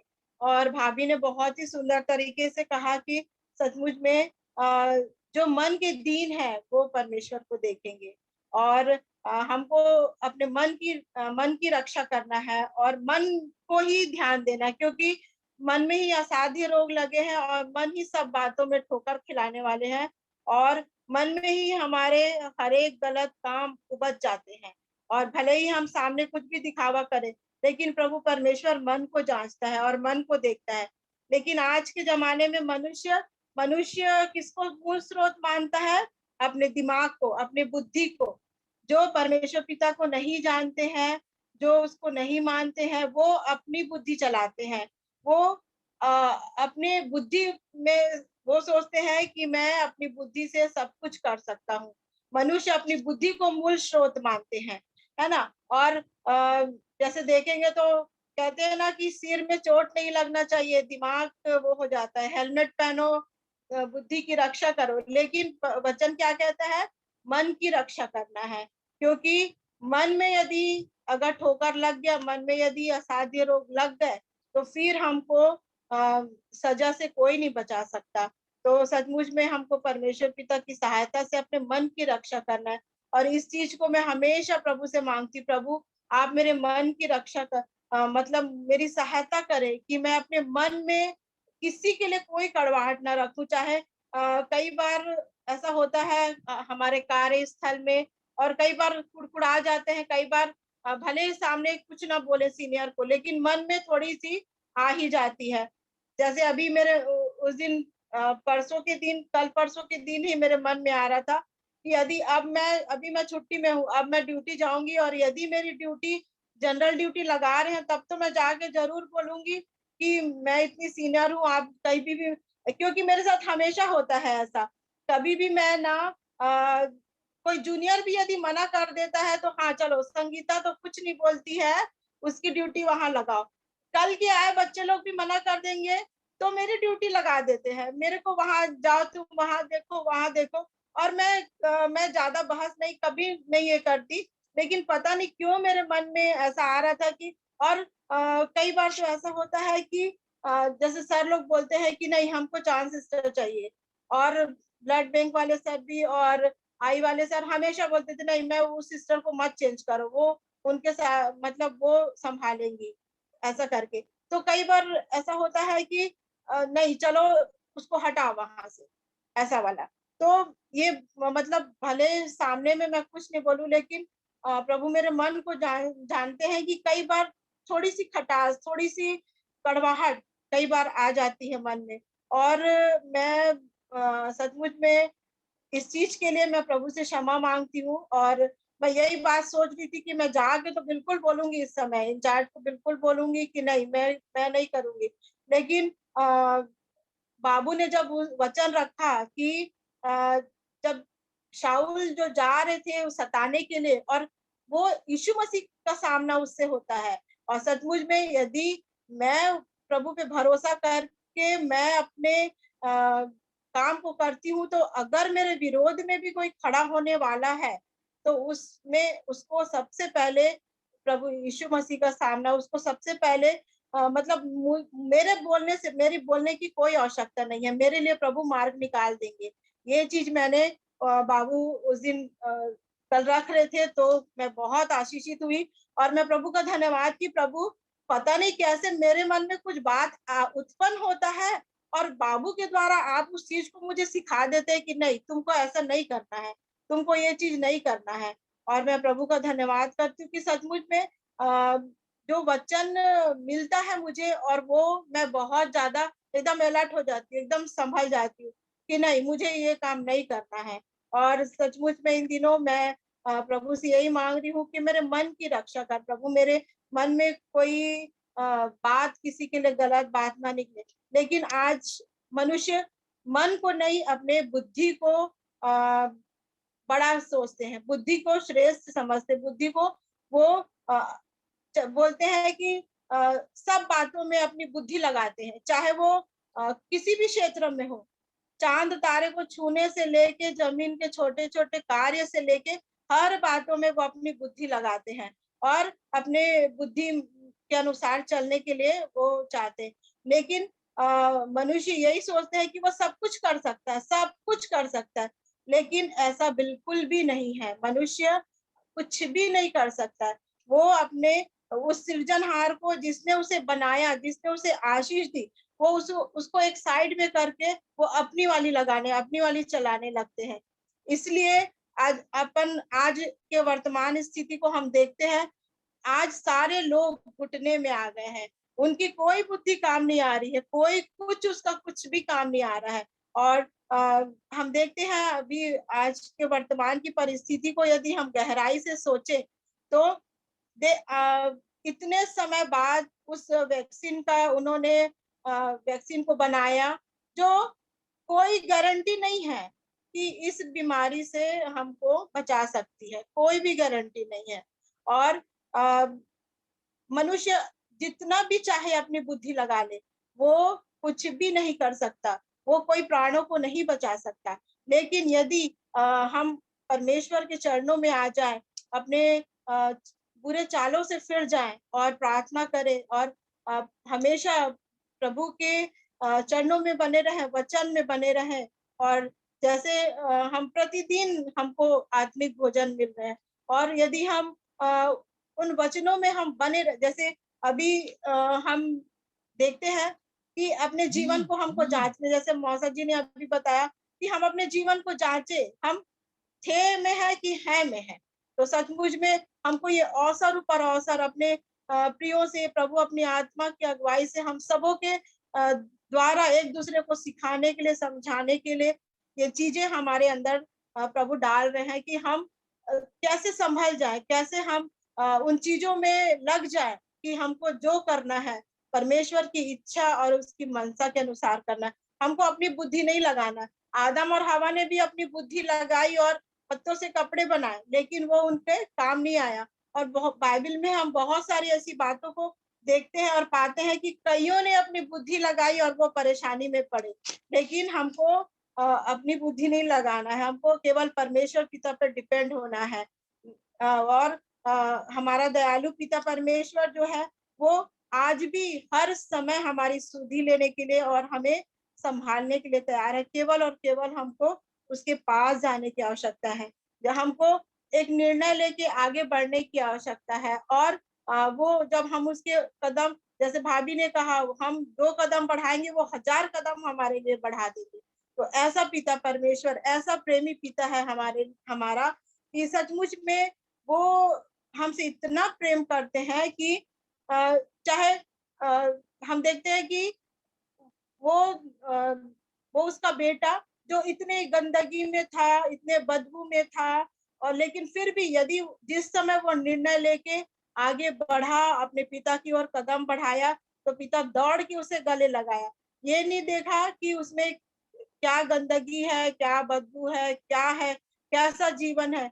आज सचमुच में मैं अपने जीवन को देखती हूँ कि मैं एक बार जब प्रभु के बढ़ चुकी हूँ आगे, तो मेरे लिए हमेशा मार्ग खुलते जाता है। और ना मैं सचमुच में प्रभु का धन्यवाद करती हूँ कि मुझे बोलने की जरूरत नहीं पड़ती है। आगे से आगे मेरे लिए प्रभु ने उपाय कर दिया रहता है। और सचमुच में मैं प्रभु का धन्यवाद करती हूँ। और आज जैसे अपन देख रहे थे कि सचमुच में यदि प्रभु का भय हमारे अंदर है, भाभी ने भी जैसे बताया, प्रभु का भय हमारे अंदर है, तो कोई हम गलत काम नहीं करेंगे। हमेशा हमको लगेगा कि नहीं, मुझे हमेशा लगता है कि नहीं, मैं ये जगह में गलत बोली, ये जगह में मैं गलत सोची, और तुरंत मैं क्षमा मांगती हूँ और तुरंत उस चीज से मैं प्रभु से मांगती हूँ कि ये मुझसे ना हो प्रभु।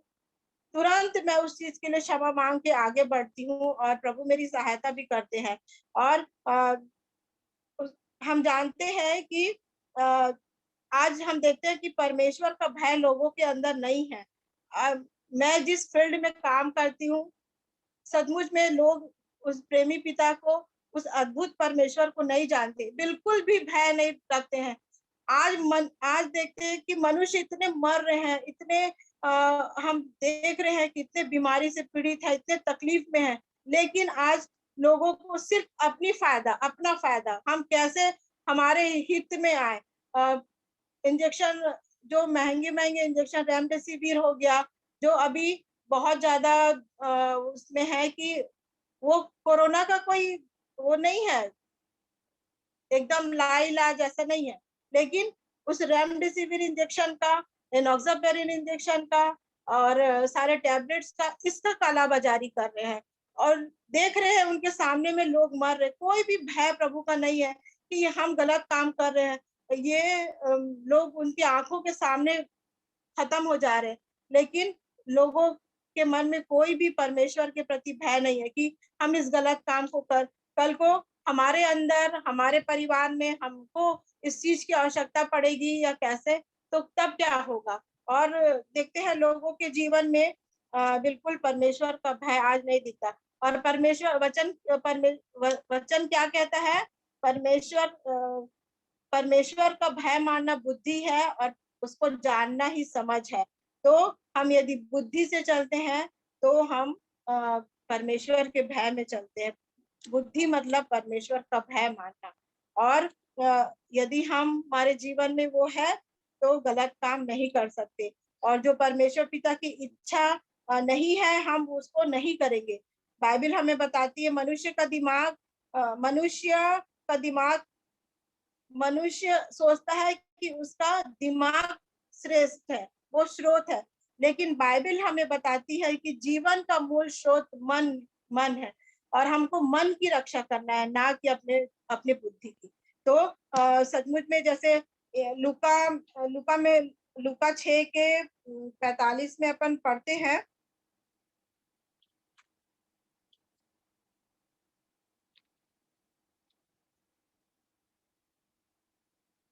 यहाँ पे लिखा है, भला मनुष्य अपने मन के भले भंडार से भली बातें निकालता है, और बुरा मनुष्य अपने मन के बुरे भंडार से बुरी बातें निकालता है। जो मन में भरा है वही मुंह से निकलता है। तो जो मन में रहेगा वही निकलेगा, वही स्वभाव में आएगा, वही अपने चरित्र में दिखेगा। क्योंकि जो बुरा है उसके मन में बुरी बातें भरी है, जो भला है उसके मन में भली बातें भरी रहती हैं। तो मनुष्य के मन में ये सारी चीजें भरी रहती, संपूर्ण समाज, भावना, इच्छा शक्ति, भला काम, ये यदि भली बातें हैं तो वो भले विचार निकलेंगे, और बुरी है तो बुरी विचार, यही निकलता है। और मरकुस रचित सुसमाचार में भी हम देखते हैं, मरकुस 7 के 20 अध्याय में हम 20 वचन में हम पाते हैं, फिर उसने कहा, जो मनुष्य में से निकलता है वही मनुष्य को अशुद्ध करता है, क्योंकि भीतर से अर्थात मनुष्य के मन से बुरे बुरे विचार, चोरी, हत्या, परस्त्रीगमन, लोभ, दुष्टता, छल, लुचपन, कुदृष्टि, निंदा, अभिमान और मूर्खता निकलती है। ये सब बुरी बातें भीतर ही से निकलती है और मनुष्य को अशुद्ध करती हैं। और ये सब देखिए, इसमें हमको आज सावधान होने की आवश्यकता है कि हमारे अंदर से क्या बातें निकल रही हैं। और इन दिनों हम बहुत ही अच्छे तरीके से प्रभु की दया से पवित्र आत्मा की अगुवाई बाबू को मिली, और बाबू ने बहुत ही सुंदर तरीके से इन दिनों हमको बताया है कि चोरी क्या है, हत्या क्या है, बेविचार क्या है, लोभ क्या है। ये सारी बातों को हम वचन क्या, हम लोग जैसे भाभी बता रहे थे कि हम लोग को ये लगता था, अरे हम तो यहाँ तक सोचे ही नहीं है, इस बातों को तो हम सोचे ही नहीं है। और कैसे वो खुल के कैसे वो बड़े ही सरलता से प्रभु बाबू के मन में डाले हैं, और वो हमें इतने अच्छे से परमेश्वर पिता की सहायता से, पवित्र आत्मा की सहायता से वो वचन हमारे लिए आता है कि देखो, ये मूर्खता की बातें ये है, हत्या ये है, और लोभ ये है, निंदा ये है ना। हम लोग जो बातें हमारी बुद्धि तक की सीमित की ये चीजें है, लेकिन वचन क्या कहता है, ये सारी चीजों को, हत्या किसको कहता है? हम अभी तक सोचते थे हत्या मार देना, मर्डर कर देना, लेकिन वचन के द्वारा परमेश्वर पिता ने बाबू की सहायता की, और वो बहुत ही सुंदर तरीके से इन बातों को हमारे बीच में आज हम लोग सुनने पा रहे हैं। और सचमुच में हम परमेश्वर पिता का धन्यवाद करते, ना केवल हम सुन रहे हैं, परंतु उसके अनुसार परमेश्वर पिता की सहायता से चलने की कोशिश कर रहे हैं, हम कदम बढ़ा रहे हैं, और प्रभु हमारी सहायता करते। हम विभिन्न गवाहियों को हम सुनते, तो हम पाते हैं कि सचमुच में प्रभु हमारे जीवन में उन चीजों को दे रहे हैं, और हम बहुत सारी चीजों में प्रभु की दया से उन चीजों को छोड़ते जा रहे हैं। और प्रभु हम सब की सहायता करें कि एक बार जब वो चीज हमारे जीवन से छूट गया तो वो कभी लौट के ना आए, और शैतान को कभी ये अवसर ना मिले कि वो हमारे मन में ये सारी चीजों को डाले। और हमको सबसे अधिक अपने मन की चौकसी करना है, मन की ही रक्षा करना है, क्योंकि जीवन का मूल स्रोत वही है। और मैं कुछ हृदय की बातों को, और ये 3 बिंदुओं में जो मैं लिखी हूँ वो आप लोगों के सामने पढ़ना चाहूंगी। बहुत सारे स्थल है कि हृदय या मन केंद्र बिंदु है, इसमें 3 बातों को मैं रखूंगी। पहला है हृदय या मन बुद्धि का केंद्र है, दूसरा हृदय भावनाओं का केंद्र है, और तीसरा है हृदय मानवीय इच्छा शक्ति का केंद्र है।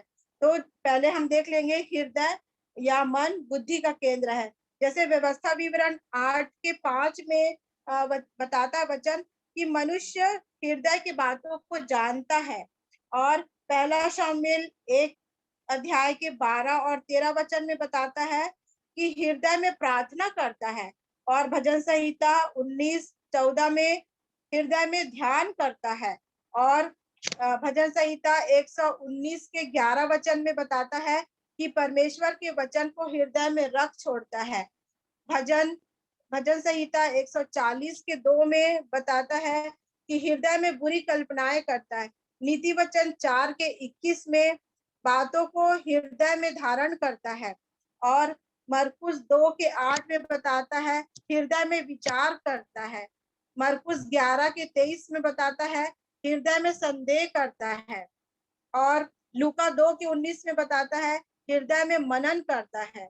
और रोमी 10 के 9 में बताता है हृदय में विश्वास करता है। और इफिसी 5 के 19 में बताता है हृदय में गाते हैं।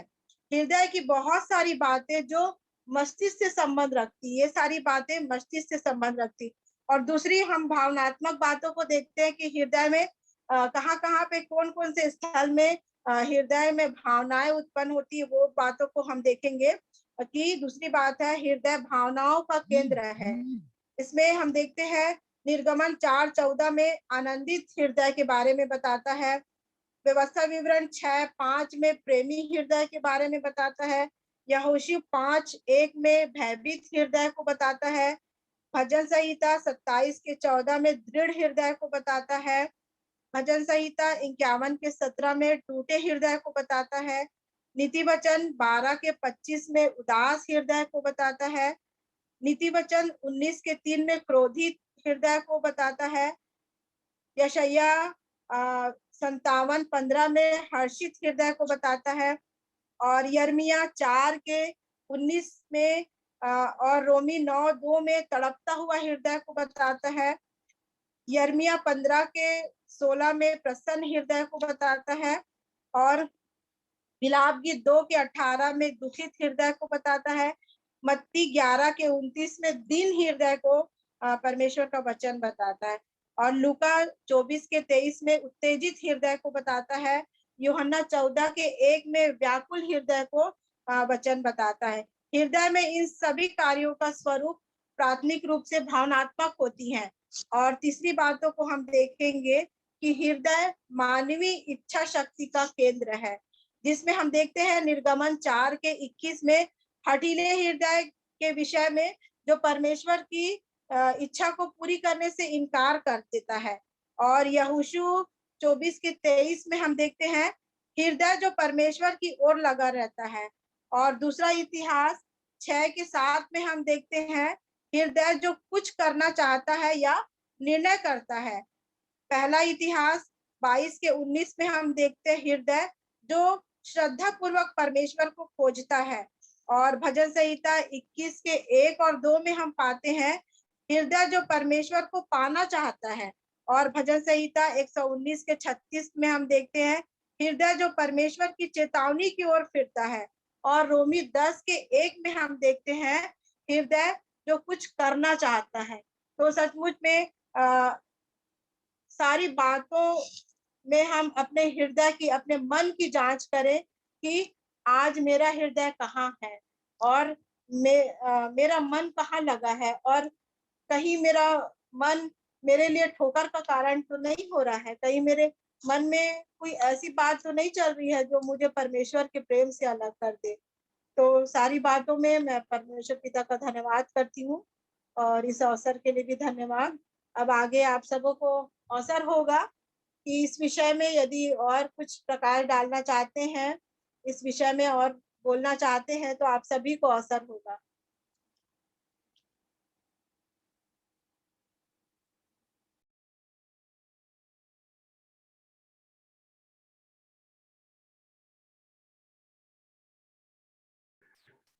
आप सबों को जय मसीह की, प्रभु यीशु मसीह के नाम में प्रेम नमस्कार।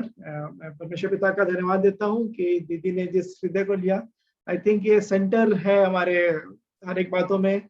युद्ध भी जो है आत्मिक युद्ध, और हर एक बातें हमारे मन में ही, हृदय में ही होती है। हृदय सबसे, हम लोग के जो बाइबल, जो हमारी कलीसिया में संडे सर्विस में था कि हृदय सर्वोच्च है। तो सबसे अधिक हृदय की बात उन्होंने कहा कि सबसे ज्यादा जो हर एक जो हमारा आत्मिक जीवन या मसीही जीवन जो हम जीते हैं वो हृदय से ही संबंधित है।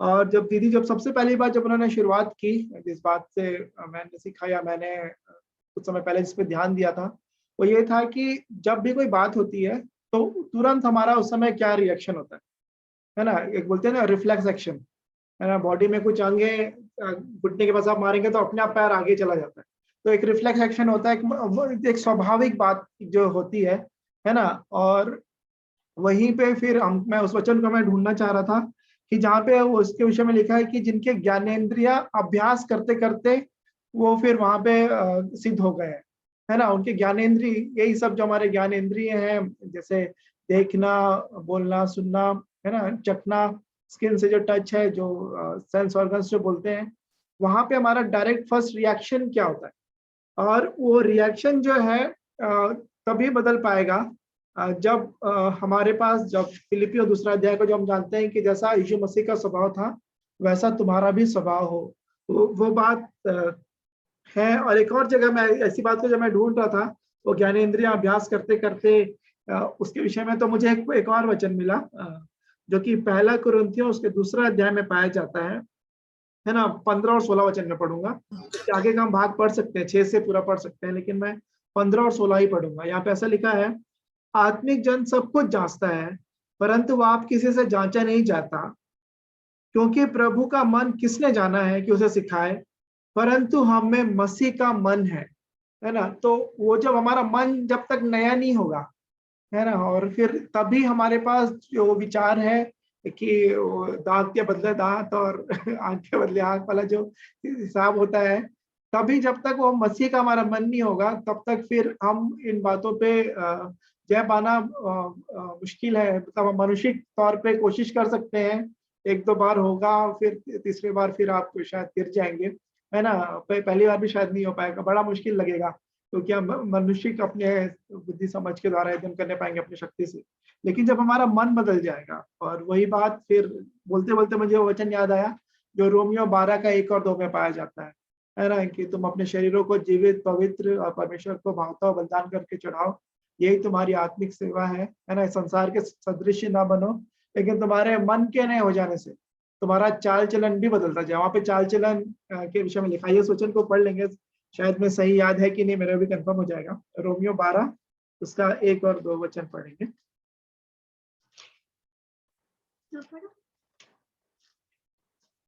पढ़ो।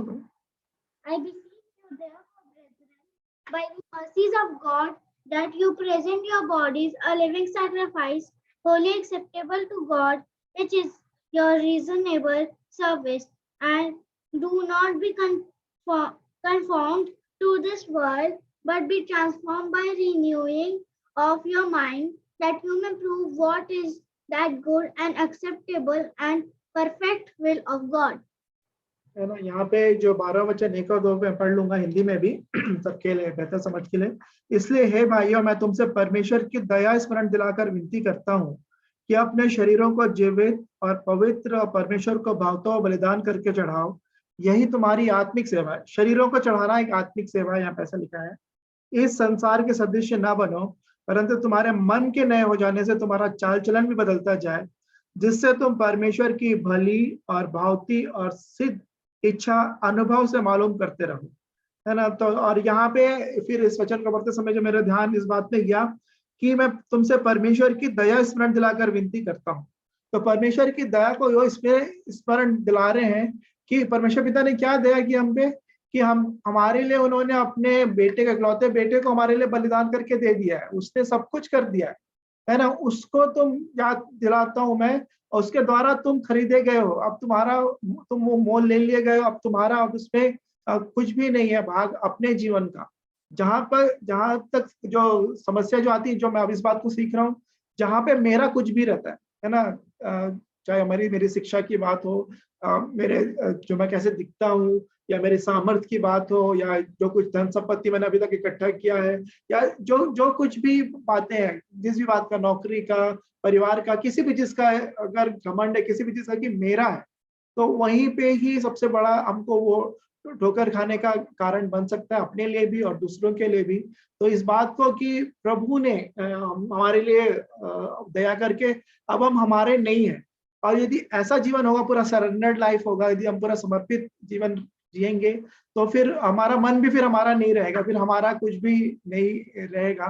तो मैंने इन वचनों से इस बात को ऐसे ही सीखा, और इस बात से भी जो उदाहरण दीदी बोल रही थी, कुछ बातों को लगता है कि ये तो हम जानते हैं, तो हम आसानी से कर सकते हैं। कल भी जब वचन खुला था, बाबू ने इस बात को कहा कि ये तो मैं तो इस बात में एक्सपर्ट हूँ, तो इसको तो मैं अपने आप से कर ही सकता हूँ, है ना, मुझे उसमें परमेश्वर पिता की शायद सहायता लेने की जरूरत नहीं है। तो एक उदाहरण है यरीहो की दीवार के विषय में, है ना। यरीहो की दीवार बिना युद्ध किए, बिना कुछ उन्होंने हथियार उठाए, सीधा जय जयकार के द्वारा ही उन्होंने पूरा उस इतनी मोटी दीवार को ढा दिया था। लेकिन उसके तुरंत बाद जब ए नगर आया, छोटा सा नगर था, बोले थोड़े लोग ही जाके हम लोग वहां पे हम जीत जाएंगे अपने ताकत से, है ना, और वहां पे गए और उनको हार का सामना करना पड़ा। तो यही बात है कि प्रभु में हर समय हमको भरोसा रखना है। जो भजन संहिता 119 105 भी जो वचन कहता है कि तेरा वचन मेरे पाँव के लिए दीपक और मार्ग के लिए उजाला है।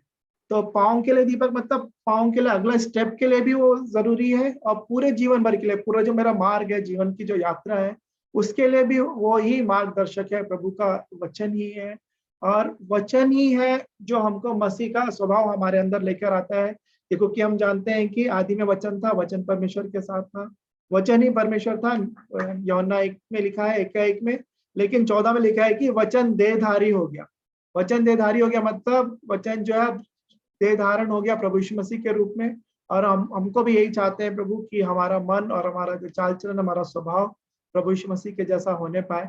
मैं परमेश्वर पिता का धन्यवाद देता हूँ। इन बातों के द्वारा मुझे ये सारी बातें याद आई जब दीदी ने इन बातों को रखा। तो प्रभु सहायता करे मेरी और हम सबकी कि उनका वचन ही बेस हमारे जीवन का होने पाए। हमारा चाल चलन और सब कुछ, हमारा कुछ भी नहीं रहे, प्रभु की बातें, प्रभु का वचन ही सब कुछ हमारे जीवन में होने पाए, तो हम सब बातों पर जय पाने पाएंगे। मैं परमेश्वर पिता का धन्यवाद देता हूँ उसकी आत्मा की सहायता से। Thank you. थैंक यू आप सबको बाबा। प्रभु यीशु बाबा मसीह को बहुत धन्यवाद। मैनू दीदी को अवसर होगा, मैनू दीदी कुछ बोलना। धन्यवाद सोनू अवसर देने के लिए। आप सबको प्रभु यीशु मसीह में एक बार फिर से प्रेम नमस्कार। और मन की बात जब आज सोनू रख रही थी, तो आज जो मुझे एक वचन मिला वो मैं आप लोगों के साथ, उसका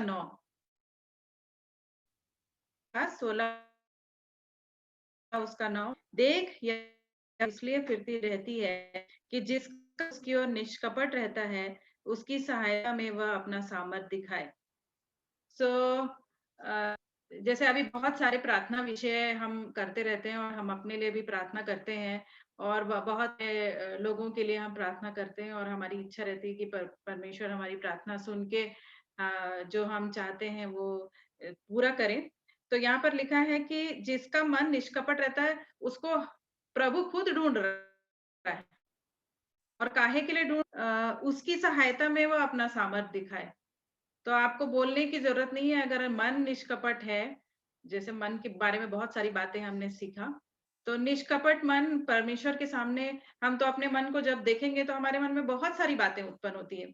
मैं तो वो क्या बोलते हैं, कौन सिद्ध पुरुष होगा वो जिनके मतलब मन में कुछ उत्पन्न नहीं होता होगा। हमने सीखा है कि मन में आ जरूर जाता है, लेकिन उसको अपने घर में, अपने मन में घर बनाने नहीं देना। जैसे चिड़िया को अपने सिर के ऊपर से उड़ने के लिए हम मना नहीं कर सकते, लेकिन घोंसला बनाने के लिए जरूर हम उसको मौका ना दें, है ना। तो जहां पर भी आता है जरूर उसको हम पवित्र आत्मा की सहायता से और परमेश्वर से प्रेयर करके उस पे हम जय प्राप्त करें, है ना। लेकिन ऐसा है कोई बोले कि मेरे मन में उत्पन्न ही नहीं होता, तो एक प्रभु यीशु मसीह थे, और पौलुस जो है लास्ट में वो बोल के गए कि मैंने अपनी दौड़ पूरी कर ली गई। और पत्रियों में लिखे तो ऐसा नहीं है कि मैं पकड़ चुका हूँ, लेकिन निशाने की ओर दौड़ा चला जाता हूँ, वो पौलुस बोलते हैं। तो और हम जानते हैं कि जैसे वचन में है कि जब सर्व सिद्ध आएगा तो अधूरा मिट जाएगा, है ना।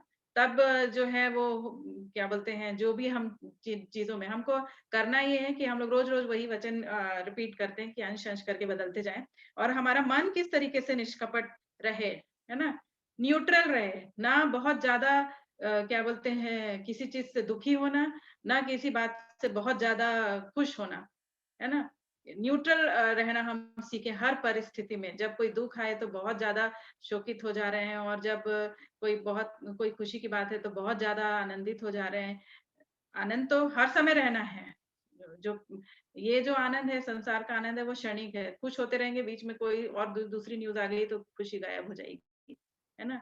लेकिन अपने मन को मतलब न्यूट्रल रखना, ये सीखना है। और जिसका मन परमेश्वर की ओर निष्कपट रहता है, निष्कपट मतलब बिना कोई, क्या बोले उसको, निस्वार्थ, निष्कपट, उसको परमेश्वर खुद ढूंढ रहे हैं और खुद ढूंढ के उसकी सहायता कर दे रहे हैं।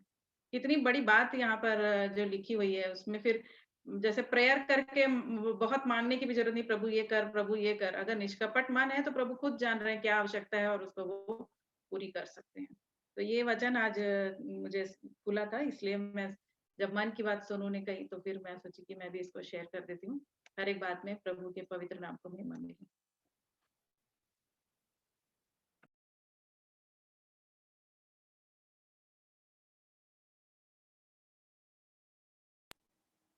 दीदी को बहुत बहुत धन्यवाद। आगे आप सबों को अवसर होगा।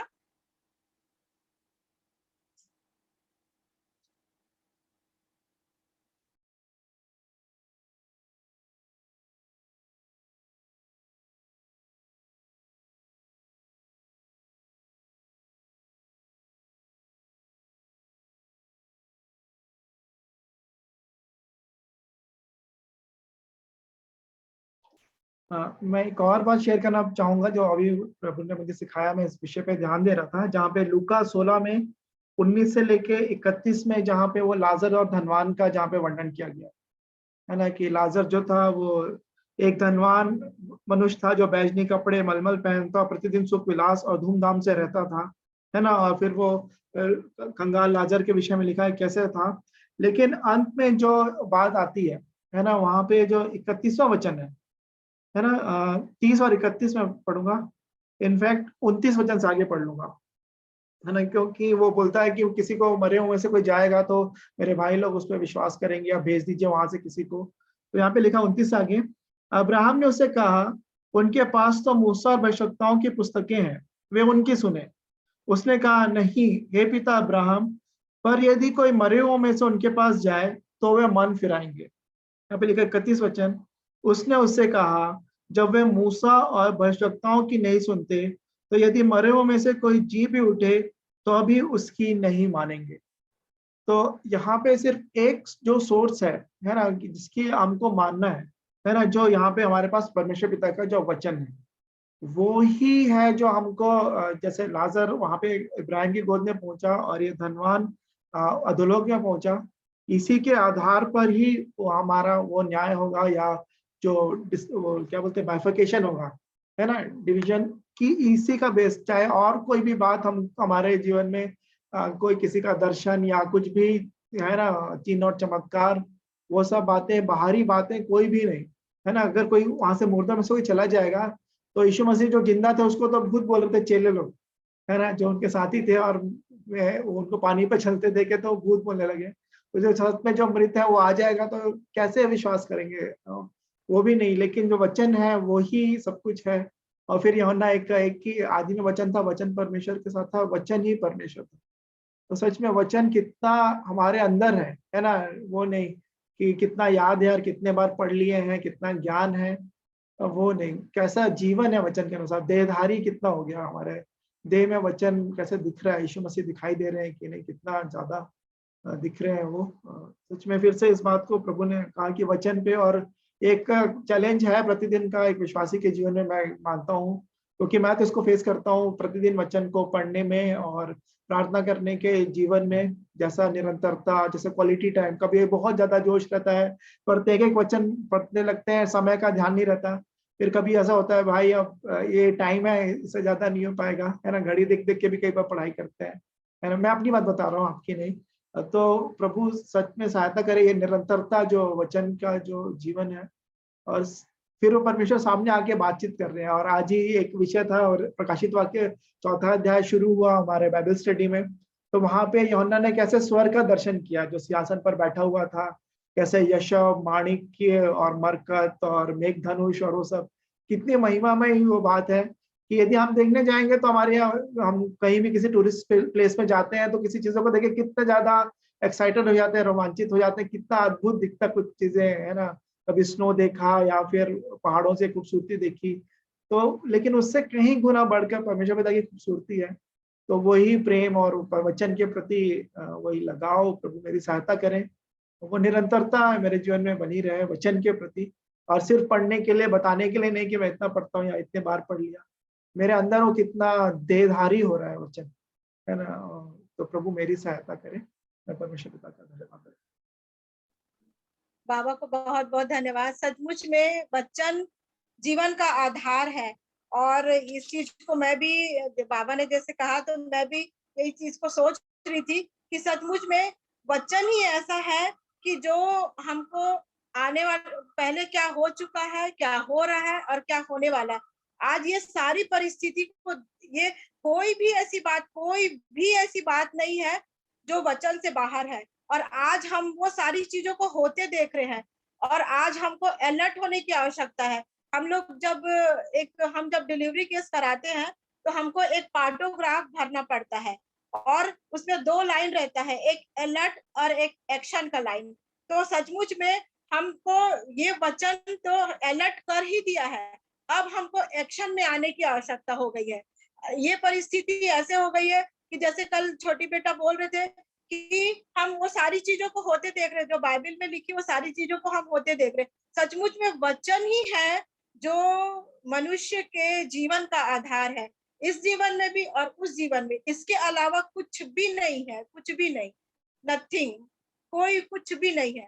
तो सचमुच में आज हमको, अभी जैसे बाबा ने बताया तो वो चीज मुझे याद आया कि नहीं, वचन ही सर्वोपरि, परमेश्वर का वचन जो उन्होंने हमको आज ये सारी चीजें जो हो रही, वो एक एक बातें इसमें लिखी हुई, एक एक घटनाएं, सारी चीजें हमको परमेश्वर का वचन बताता है कि नहीं, ऐसा हो रहा है, तुमको ऐसा करना है, ये करना है। और बस आवश्यकता है तो उसी आवाज को, उसी बात को हमको ग्रहण करने की कि प्रभु हमारे लिए, मेरे लिए क्या इस चीज रखे हैं। तो सचमुच में प्रभु का धन्यवाद हो सुंदर वचन के लिए, बाबा को भी थैंक यू।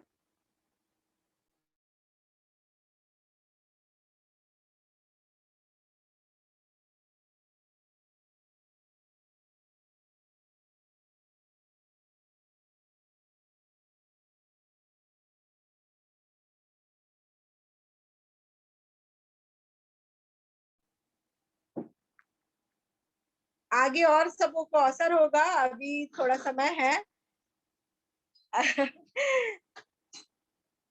रुपेश बेटा कुछ बोलना चाहेंगे तो आपको असर होगा, या फिर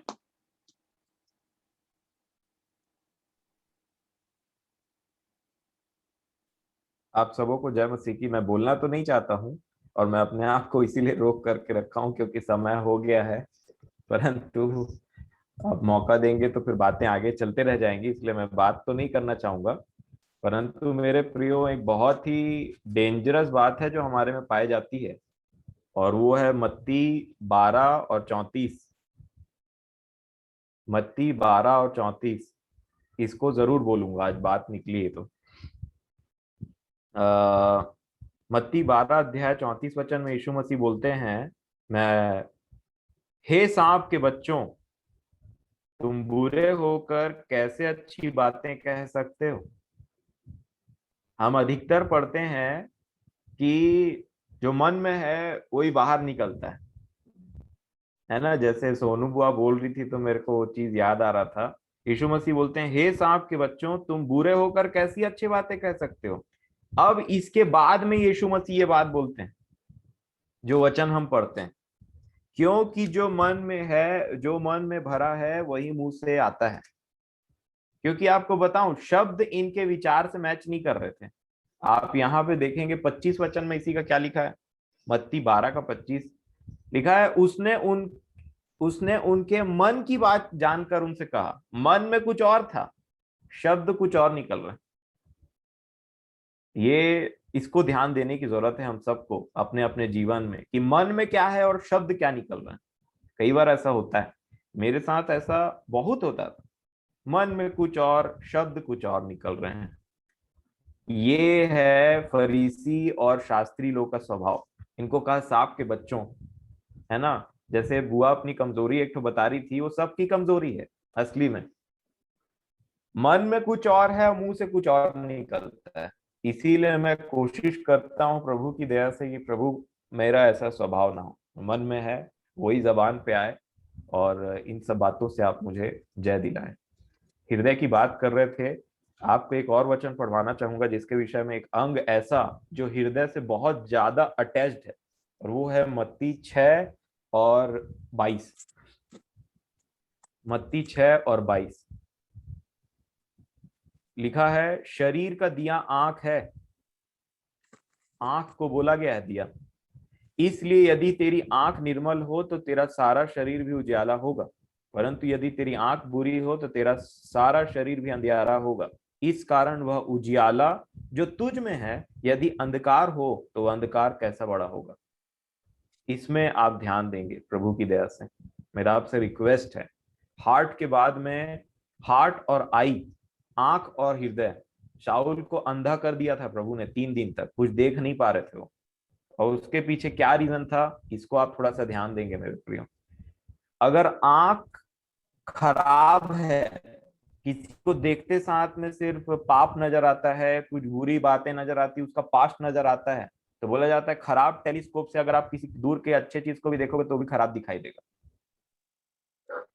है ना। जैसे चश्मा पहनते हैं ना आप लोग, अगर चश्मे में कुछ धुंध जम जाए या तो फिर उसमें कचड़ा जम जाए, या लेंस लगाते हैं उसमें कचड़ा हो जाए, तो उससे जो भी दिखेगा लगेगा ये गंदगी है, ये कचड़ा है, ये है, ये वो है करके,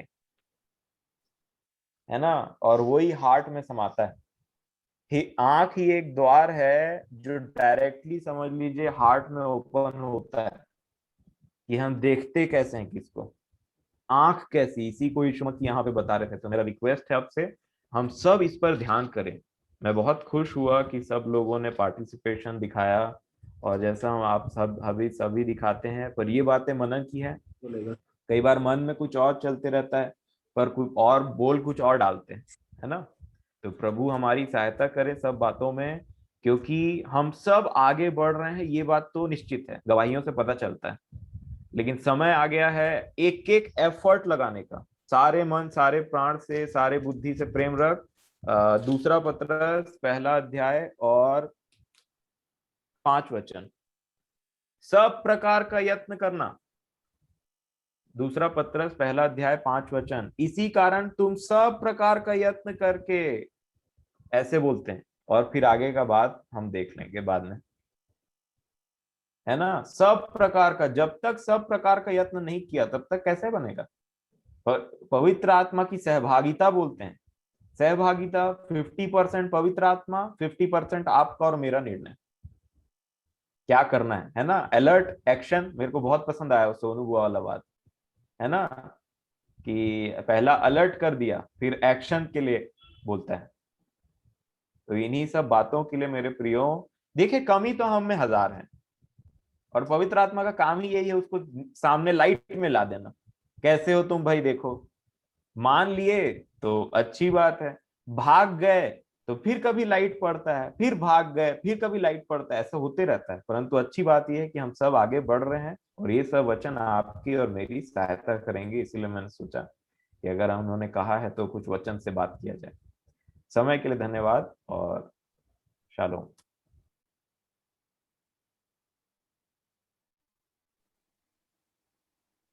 थैंक यू बाबू। अब हम अंतिम प्रार्थना में जाएंगे, और मैं मोनिका बहन से निवेदन करूंगी अंतिम प्रार्थना में अगुवाई करने के लिए।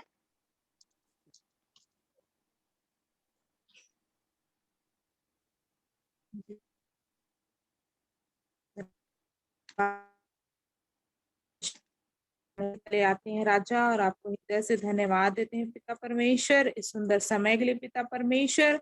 हम हृदय से धन्यवाद देते हैं पिता परमेश्वर कि हम सब यहाँ इकट्ठे होके आपके नाम का धन्यवाद दे रहे हैं पिता परमेश्वर। और आप परमेश्वर हमारे अंदर हर एक चीज को पिता परमेश्वर, ताकि हम आपकी इच्छा के अनुसार दिन ब दिन उस बातों में पिता परमेश्वर नए बनते जाए मेरे राजा। इसलिए हम आपको हृदय से धन्यवाद देते हैं। हम सबों को पिता परमेश्वर आपके पवित्र सामर्थी हाथों में सौंपते हैं पिता परमेश्वर। हम सब की इसी प्रकार अगुवाई करिए, पवित्र आत्मा आप सहायता करिए पिता परमेश्वर, ताकि हम आप में नए बनते जाएं पिता। और पिता परमेश्वर हमारे जीवन के द्वारा आपको महिमा मिलने पाए पिता। जितने भी वचन बोले गए हैं मेरे पिता, हाँ मेरे खुदावन यीशु राजा, हमारे हृदय में काम करिए पिता परमेश्वर। पवित्र आत्मा हमारी सहायता करिए, ताकि हमारे हृदय, हमारे मन पिता परमेश्वर, हमारे मन की रक्षा पवित्र आत्मा आप सहायता करिए, आप रक्षा करिए पिता परमेश्वर। आपकी सहायता से पिता परमेश्वर हम अपने जीवन में आगे बढ़ते जाएं पिता। दया और अनुग्रह करिए पिता परमेश्वर। इस सुंदर समय के लिए हम हृदय से धन्यवाद देते हैं पिता परमेश्वर। जितने भी हमारे भाई बहन, बच्चे, बुजुर्ग, बड़े, जो जितने भी लोग जुड़े हैं पिता परमेश्वर, हर एक लोगों के लिए हम धन्यवाद देते हैं और हर एक को आपके जीवित सामर्थ्य हाथों में सौंपते पिता। हम में से हर एक की इसी प्रकार अगुवाई दिन दिन करते ले चलिए पिता परमेश्वर। हमारी सहायता और मदद करिए पिता। हम पिता परमेश्वर आपसे अलग होकर के कुछ भी नहीं कर सकते। हम पवित्र आत्मा आपकी सहायता को चाहते हैं। पवित्र आत्मा आप हमारी सहायता करिए पिता, ताकि हम आप में बनते जाए पिता। हे पिता परमेश्वर, हम सबों को सुरक्षित रखने के लिए धन्यवाद। इस मीटिंग में हम सब बैठने पाए, उपस्थिति को देने पाए, इसलिए हम धन्यवाद देते हैं पिता। आगे के पूरे समय के लिए हम आपको धन्यवाद देते हैं पिता परमेश्वर। और पिता परमेश्वर हम सबको आपके जीवित सामर्थ्य हाथों में सौंपते हैं पिता परमेश्वर। इस प्रार्थना को प्यारे प्रभु यीशु मसीह के नाम से मांग लेते हैं। दया करके सुनिए और ग्रहण करिए पिता। आमीन। प्रभु की प्रार्थना बोलेंगे। हे हमारे पिता, आप जो स्वर्ग में हैं, आपका नाम पवित्र माना जाए, आपका राज्य आए, आपकी इच्छा जैसे स्वर्ग में पूरी होती है वैसे इस पृथ्वी पर भी पूरी हो। हमारे दिन भर की रोटी आज हमें दे, और जिस प्रकार हमने अपने अपराधों को क्षमा किया है तो वैसे ही आप भी हमारे अपराधों को क्षमा करें, और हमें परीक्षा में न लाएं परंतु बुराई से बचाएं, क्योंकि राज्य, पराक्रम, महिमा सदा आपकी। आमीन। Shalom, Ebenezer. Shalom. एक